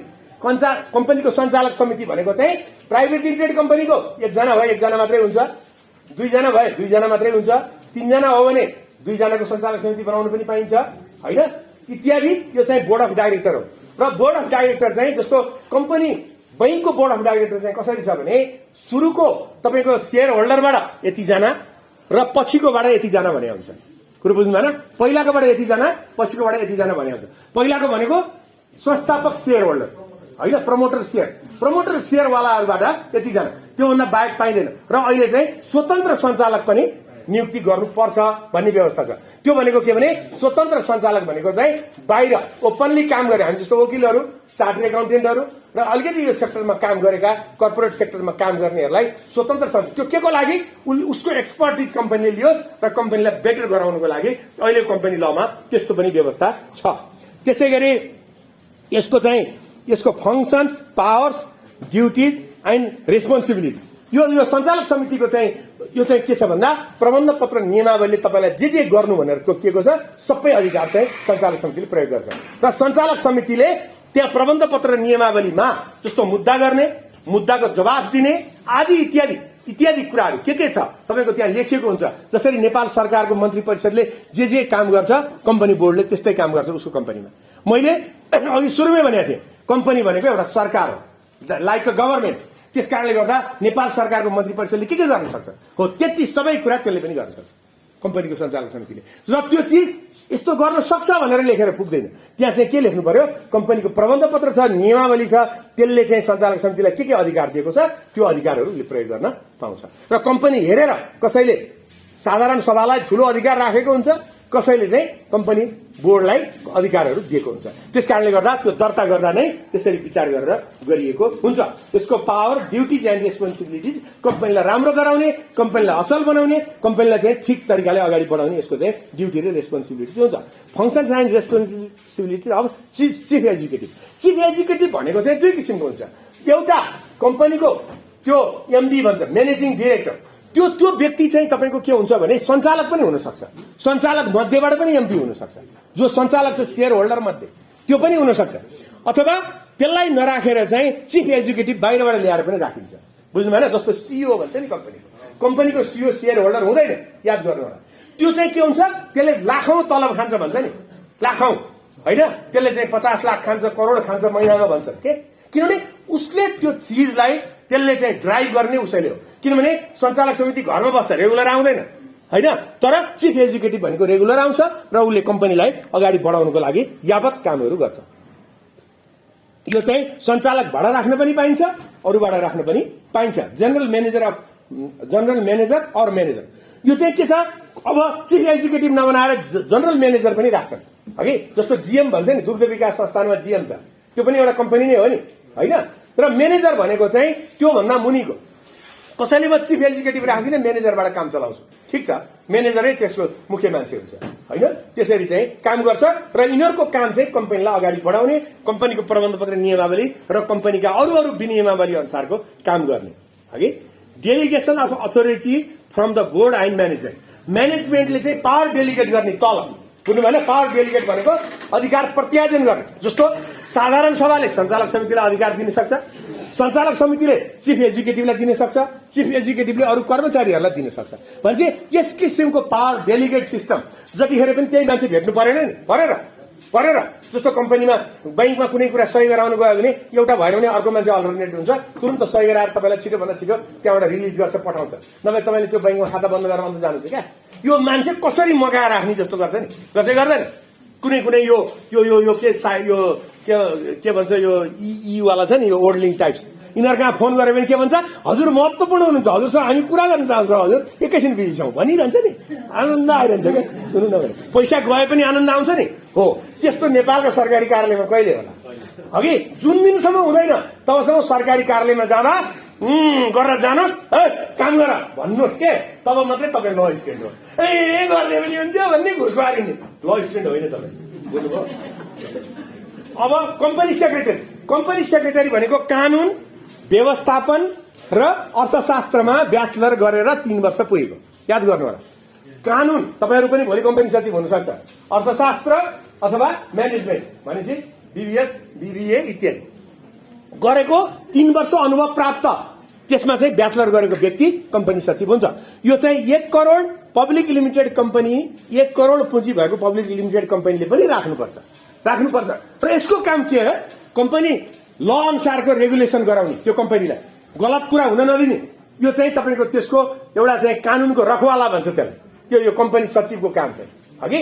र त्यो चाहिँ त्यो कम्पनीको हितमा काम गर्छ उसले, तर त्यहाँ चाहिँ बोर्डको डाइरेक्टरहरूले चाहिँ गलत कुरा निर्णय गर्न ल्यायो भने हुँदैन, यो कम्पनी लले मान्दैन, हुँदैन, म मान्दिनँ भन्न पाउँछ उसले उसको त्यति राइट्स हुन्छ हगि। तर अब कम्पनी सचिव हुन पाऊँ हजुर भनेर आफू गयो त्यहाँ जी हजुर गरेर खुट्टा मल्ल बल्ल बल्ल बनाएको हुन्छ। अनि अब कसरी गर्नु, र कतिजना कम्पनी सचिवहरू जेल पनि गएका छन्। त्यसरी गर्नु हुँदैन, ठिक छ। फरेन कम्पनी, विदेशी कम्पनी। अब विदेशी कम्पनी दुई किसिमको है। एउटा विदेशीहरूले नेपालमा कम्पनी खोल्न पाउँछ, जस्तो जुन जुन कम्पनी खोल्न पाउँछ भने छ त्यो कम्पनी नेपालमा ल्याएर खोल्न पाउँछ हगि, खोल्न पाउँछ। अर्को चाहिँ विदेशी कम्पनी, विदेशमा दर्ता भएको कम्पनीले यहाँ शाखा खोल्न पाउँछ। यो चाहिँ विदेशी कम्पनी भनेको चाहिँ शाखा खोल्न पाउने कम्पनी भनेको, ब्रान्च खोल्ने। र यो ब्रान्च खोल्नलाई चाहिँ उसले उहाँ डिसिजन गरे हुनु पर्यो, यहाँको कम्पनी रजिस्ट्रार कार्यालयले स्वीकृति दिनु पर्यो, र उसले यहाँ ब्रान्च खोलेर के गर्ने हो त्यो कुराको चाहिँ यहाँ उसले पेश गर्नु पर्यो। र नेपालमा 2 जना व्यक्ति उसले रिप्रेजेन्ट चाहिँ राखेको हुनु पर्यो, नेपाली, त्यो नेपालमा छन् होइन, राख्नु पर्यो र उसले कम्पनी खोल्न पाउँछ। त्यो चाहिँ शाखा कम्पनी हो उसको। त्यो चाहिँ नेपालको अरू कम्पनी जस्तो हुँदैन। त्यो चाहिँ एउटा चरणमा बस्छ, जान मन लागेको दिन कम्पनी ल अनुसारै चाहिँ उ जानुपर्छ। उ त्यत्तिकै बन्द गरेर जान पाइँदैन, किनभने उसले ठग्न पनि सक्छ नि। त्यस कारणले गर्दाखेरि त्यो चाहिँ फरेन कम्पनी, विदेशमा दर्ता भएको तर नेपालमा शाखा खोल्ने कम्पनीलाई फरेन कम्पनी भनेर भनिन्छ। के भन्नुभयो? कोको कोला र पेप्सी नेपालमै दर्ता छ? होइन, कोको कोला पनि नेपालमै दर्ता छ, पेप्सी पनि नेपालमै दर्ता छ। त्यो दुइटै नेपाली कम्पनी हो, तिनीहरू ब्रान्च होइन। त्यो ब्रान्चवाला चाहिँ कम्पनी तपाईँको एक्सपोर्ट इम्पोर्टवाला ठुला ठुला त्यस्ता खालका कम्पनीहरू छन् नेपालमा, बुझ्नु भएन? र यिनीहरू चाहिँ नेपालमै दर्ता छ। जस्तो तपाईँ स्ट्यान्डर्ड चार्टर ब्याङ्क पनि नेपालमै दर्ता छ, ब्रान्च एउटै है त। ल अब यसपछि अर्को साथीहरू, corporate control and different firms of control. हेर्नुहोस् है, कर्पोरेट कन्ट्रोल भने के? कर्पोरेट कन्ट्रोल भनेको मैले तपाईँलाई अघिदेखि भन्दा यो मैले अघि नै भनिसकेँ तपाईँलाई। कर्पोरेट कन्ट्रोल भनेको चाहिँ आफसे आफ कन्ट्रोल गर्ने कुरो, बुझ्नु भएन? जस्तो सरकारले गलत गर्यो भनेदेखि अदालतले स्वाटै चाहिँ तपाईँको खारेज गरिदिन्छ नि कुनै आदेश, होइन? संसदले खारेज गर्छ नि। संसदले गलत गर्यो भने सरकारले के गर्छ नि? हो, त्यसै गरी कर्पोरेट कन्ट्रोल हुन्छ र कम्पनीमा मान्छेले पैसा हाल्नुपर्छ। कर्पोरेट कन्ट्रोल कसरी हुने रहेछ? सबभन्दा पहिला साधारण सभाले हेर्ने भयो, त्यसपछि सञ्चालक समितिले हेर्ने भयो, कम्पनी सचिव डन्डा लिएर बस्ने भयो। बस्ने पनि बस्छन् बस्दैनन् थाहा छैन, तर बस्ने त भयो नि त, राख्नै पर्छ नि त। 1 करोड भन्दा बढी चाहिँ सेयर पुँजी हुने कम्पनी त राख्नै पर्छ नि त, पर्दैन हो? अनि त्यसपछि कर्पोरेट कन्ट्रोल कम्पनी लले गर्छ। कर्पोरेट कन्ट्रोल तपाईँको प्रबन्ध पत्र नियमावलीले गर्छ, र कर्पोरेट कन्ट्रोल गर्ने निकायहरू रेगुलेटरी निकाय जस्तो राष्ट्र ब्याङ्क जस्तो चाहिँ तपाईँको बीमा समितिहरू पनि कर्पोरेट कन्ट्रोल गर्ने निकायहरू हुन्। र यसले के हुन्छ भने कम्पनीमा गरेको लगानी, कम्पनीको पुँजी, कम्पनीको उन्नति प्रगति एउटा कन्ट्रोलिङ तरिकाले चल्छ, र आफ्नो मोनोपोली आफ्नो चाहिँ तरिकाले चलाउन पाइँदैन। यसलाई भनिन्छ कर्पोरेट कन्ट्रोल है। र कर्पोरेट कन्ट्रोल भनेर आयो भने कम्पनी सो अनुशासनमा आफै रेगुलेसन भई गर्नुपर्छ, र त्यो गर्नको लागि कम्पनी ऐन र त्यसको प्रबन्ध पत्र र नियमावली अनुसार चल्नुपर्छ। यदि चलेन भने त्यसमा विभिन्न किसिमका कानुनी व्यवस्थाहरू गरिएको छ, र निजलाई चाहिँ कानुनी कारवाही हुने व्यवस्था पनि गरिएको छ, र बढीमा 2 वर्ष कैद हुने व्यवस्था पनि गरिएको छ। त्यस कारणले गर्दा कर्पोरेट कन्ट्रोल चाहिँ हुन्छ कम्पनीमा भन्न सकिन्छ। लेख्नु आयो नि, आएन? यति चाहिँ अलिकति नम्बर आयो नि, आएन? कति आयो?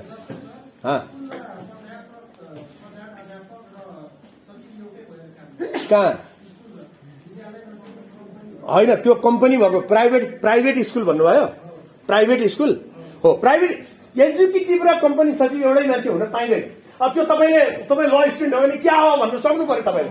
तपाईँ खै भन्ने होइन, एक्जिक्युटिभ भएर संसार सचिव हुनु पाइन्छ क्या भन्नुहोस्, लेखेर हाल्नु कतै, बास कतै लेखेर हाल्नु न। भोलिदेखि त्यसलाई इन्क्वायरी सुरु हुन्छ यार, गर्नुहोस् के कुरो बुझ्नुभयो? अब उसले गरेको छ त त्यसलाई सोध्नु, अब किन गर्यो? अब नपरुन्जेल नेपाली पर्दैन, पर्यादिने नेपाली सिद्धिन्छ, याद गर्नु कुरो बुझ्नुभयो है। त्यसै form of control corporate meeting. हेर्नुहोस्, कर्पोरेट मिटिङ भने के भने जस्तो प्राइभेट लिमिटेड कम्पनीको चाहिँ कर्पोरेट मिटिङ जहाँबाट गरे पनि हुन्छ भनेको छ। अमेरिका, बेलायत, नेपाल त्यहाँ बस्ने 3 ठाउँमा कन्फरेन्स गर्ने र कर्पोरेट मिटिङ गर्न पनि पाइन्छ। कर्पोरेट मिटिङ भनेको चाहिँ सञ्चालक समितिको बैठक अथवा केही, यसलाई कर्पोरेट मिटिङ भनिन्छ। कर्पोरेट मिटिङ भनेको 2-3 वटा कम्पनी मिलेर कुनै एउटा नयाँ कुरा इन्भेन्सन गर्न अथवा सहमति गर्न, सल्लाह गर्न, 2टा बैंक मर्जर गर्न गरिने सबै मिटिङहरूलाई कर्पोरेट मिटिङ भनिन्छ। कर्पोरेट मिटिङ चाहिँ व्यवस्थित हुनुपर्छ भनेर यो यहाँ कर्पोरेट मिटिङको व्यवस्था गरेको, र यो चाहिँ शान्त ठाउँमा हुनुपर्छ, गोप्य ठाउँमा हुनुपर्छ।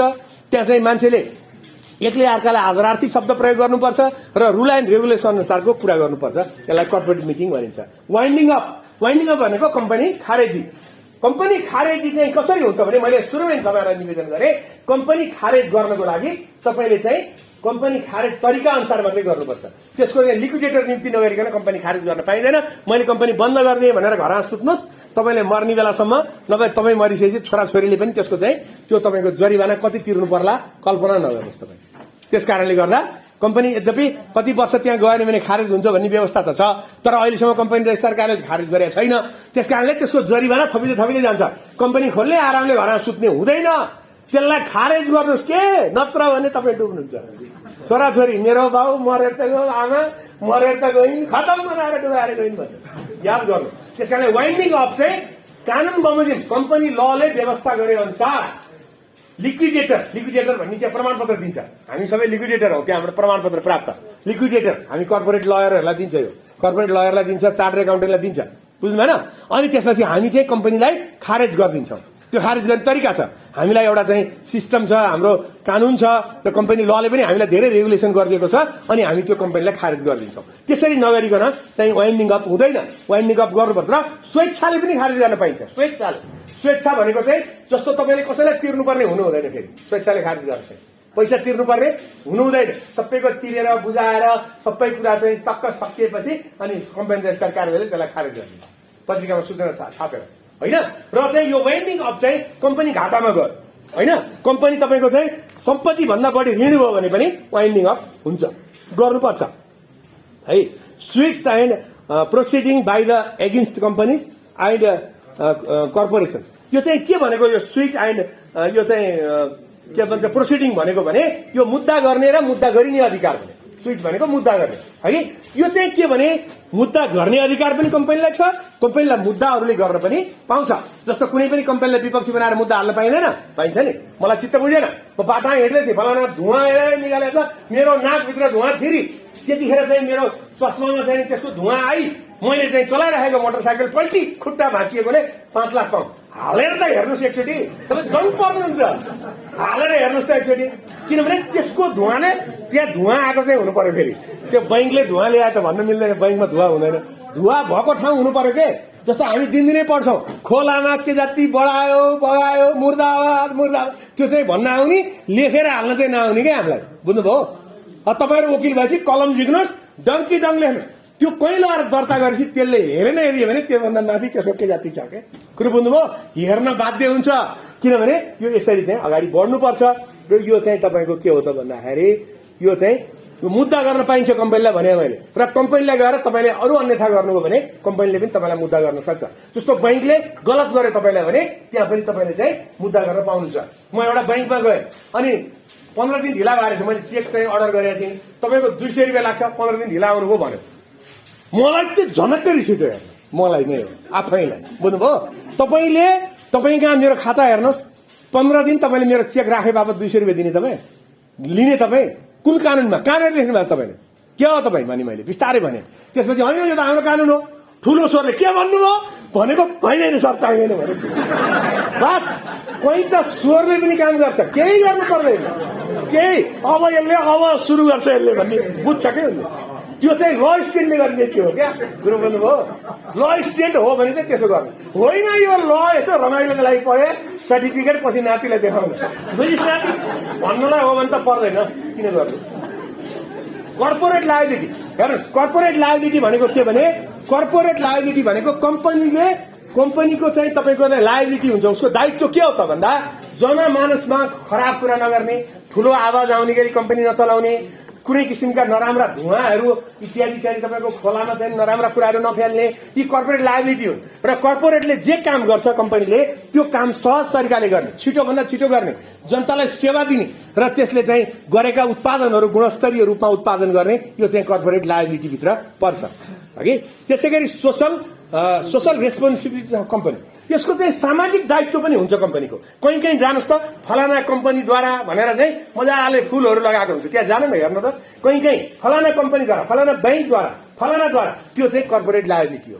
जस्तो कुनै कम्पनीले एउटा धारा राखिने बाहिरपट्टि, जस्तो धारा छैन काठमाडौँमा, कुनै एउटा कम्पनीले बाहिरपट्टि एउटा धारा 24 घण्टा आइरहने, मान्छे त्यहाँ जाने, त्यहाँ चाहिँ अब नुहाई धुवाई गर्न थाल्ला, नुहाउन नमिल्ने गरी यस्तो गरेर खाना मात्रै मिल्ने कमसेकम बनाइदिनु नि, होइन कसैको बोतलमा पानी थापेर हिँडोस्, त्यहाँ चाहिँ केही होस्, मान्छेले 25 रुपियाँ तिरेर किन्न नसक्ने मान्छे पनि जान्छ नि। त्यहाँदेखि यो कर्पोरेट लायबिलिटी हो। कुरो बुझ्नुभयो?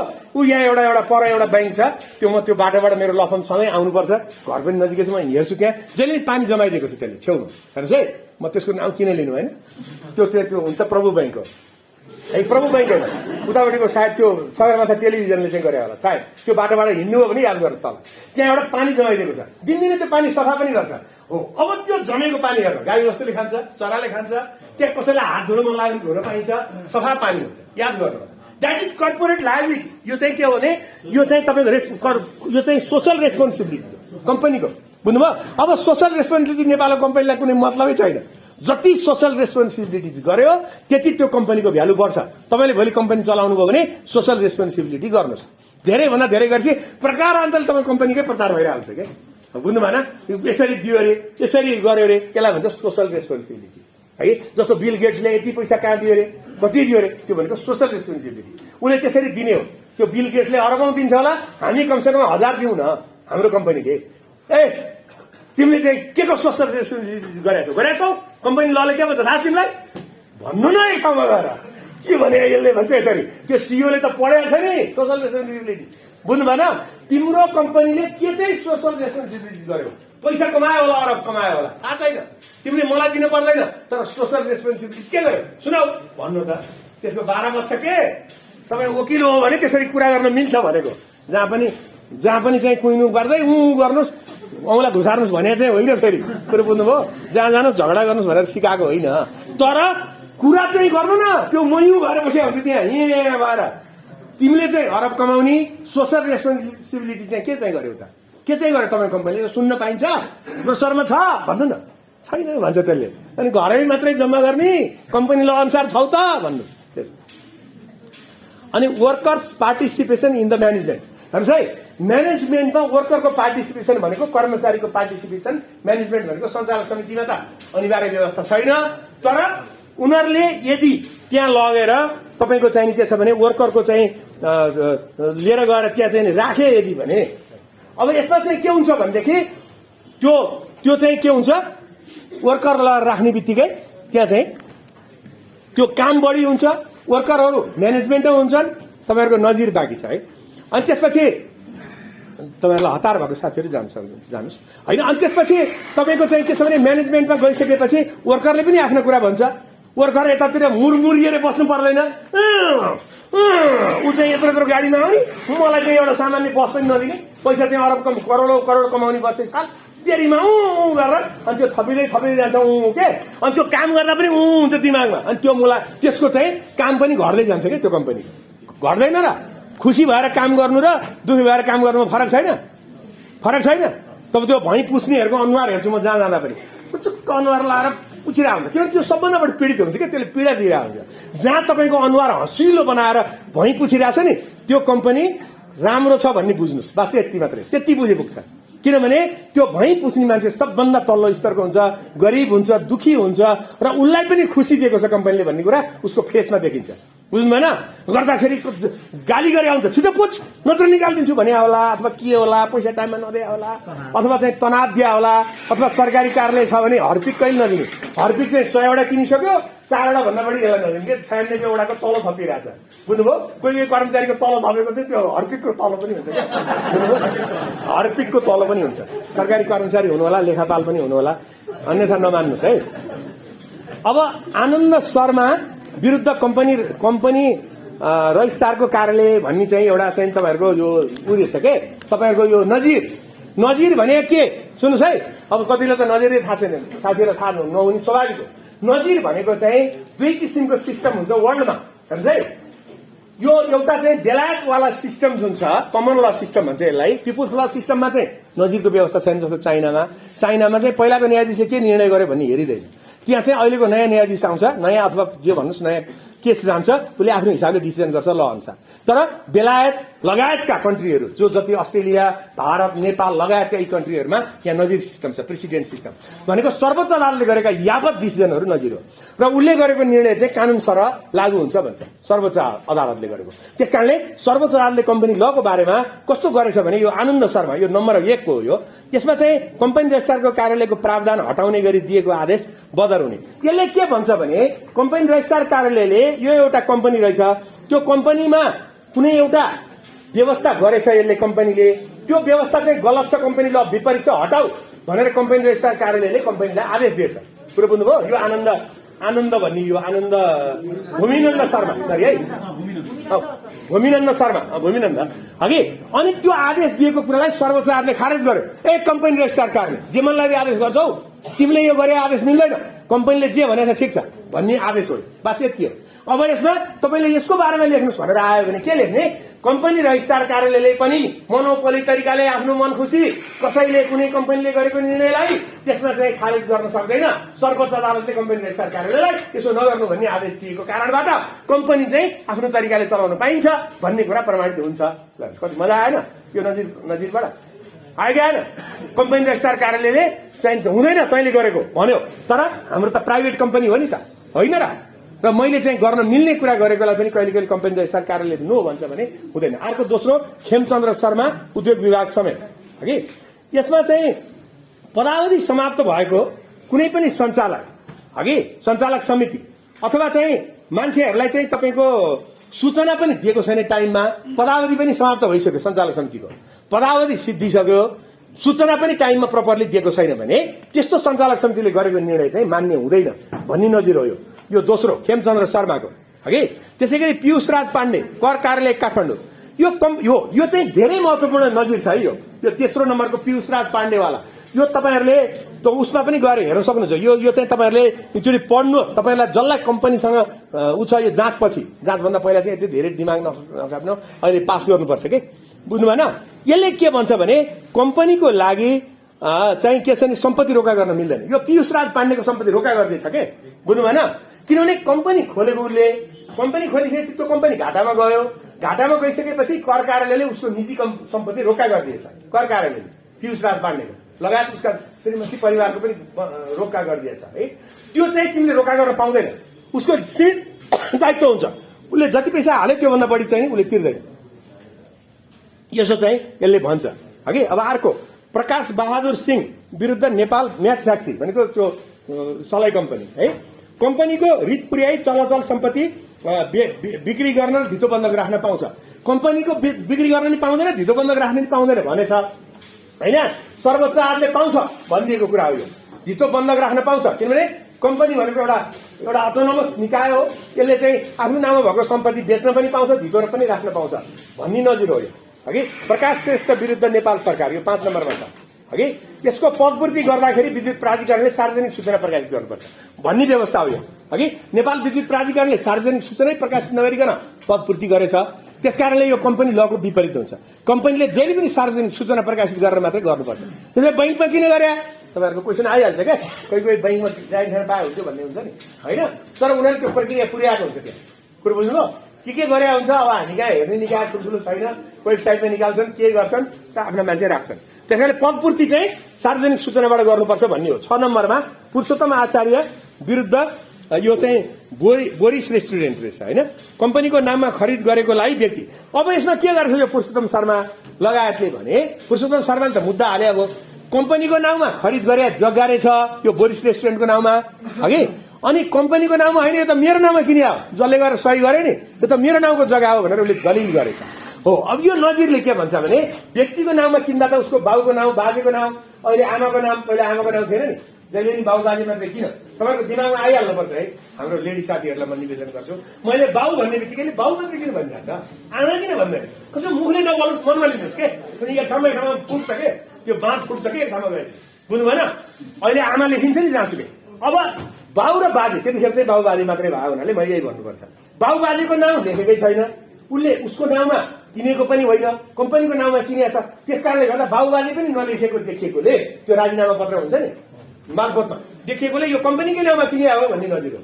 कुरो बुझ्नुभयो। त्यसकारणले कम्पनीको नाउँमा खरिद गरेका सम्पत्तिलाई व्यक्तिको हो भनी दावी गर्न नमिल्ने गरी यो नजिरले व्यवस्था गरेको छ। पुरुषोत्तम आचार्य विरुद्ध बोरिस रेस्टुरेन्टमा यस्तो व्यवस्था गरेको छ।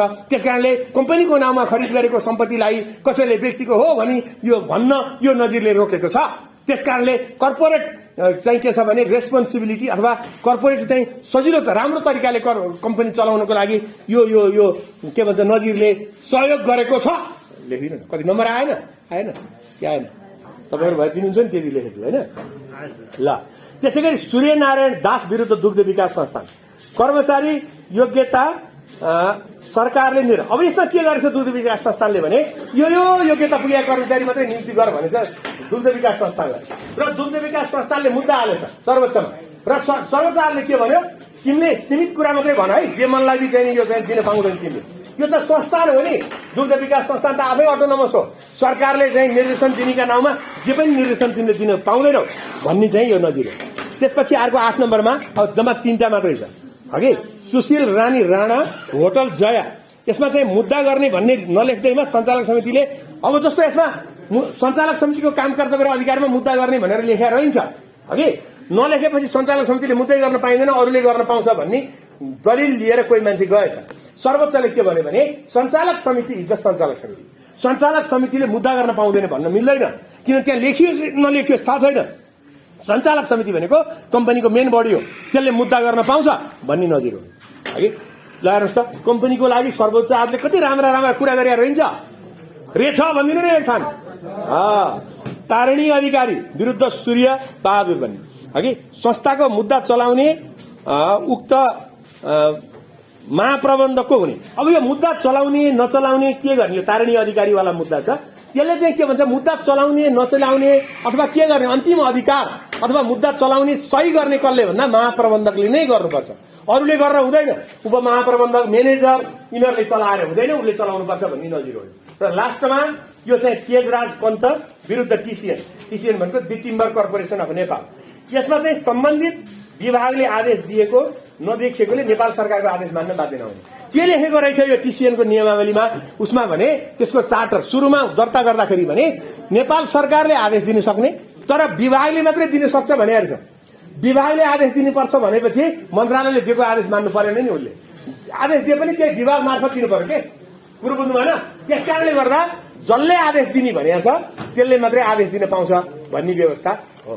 ल तपाईहरुको मैले यति टाइम लिए मेरो कुरा सुनिदिनु भयो धेरै धेरै धन्यवाद र तपाईहरुलाई चाहिँ धेरै धेरै धन्यवाद। आजको यही अन्त्य गर्छु धन्यवाद। Thank you sir.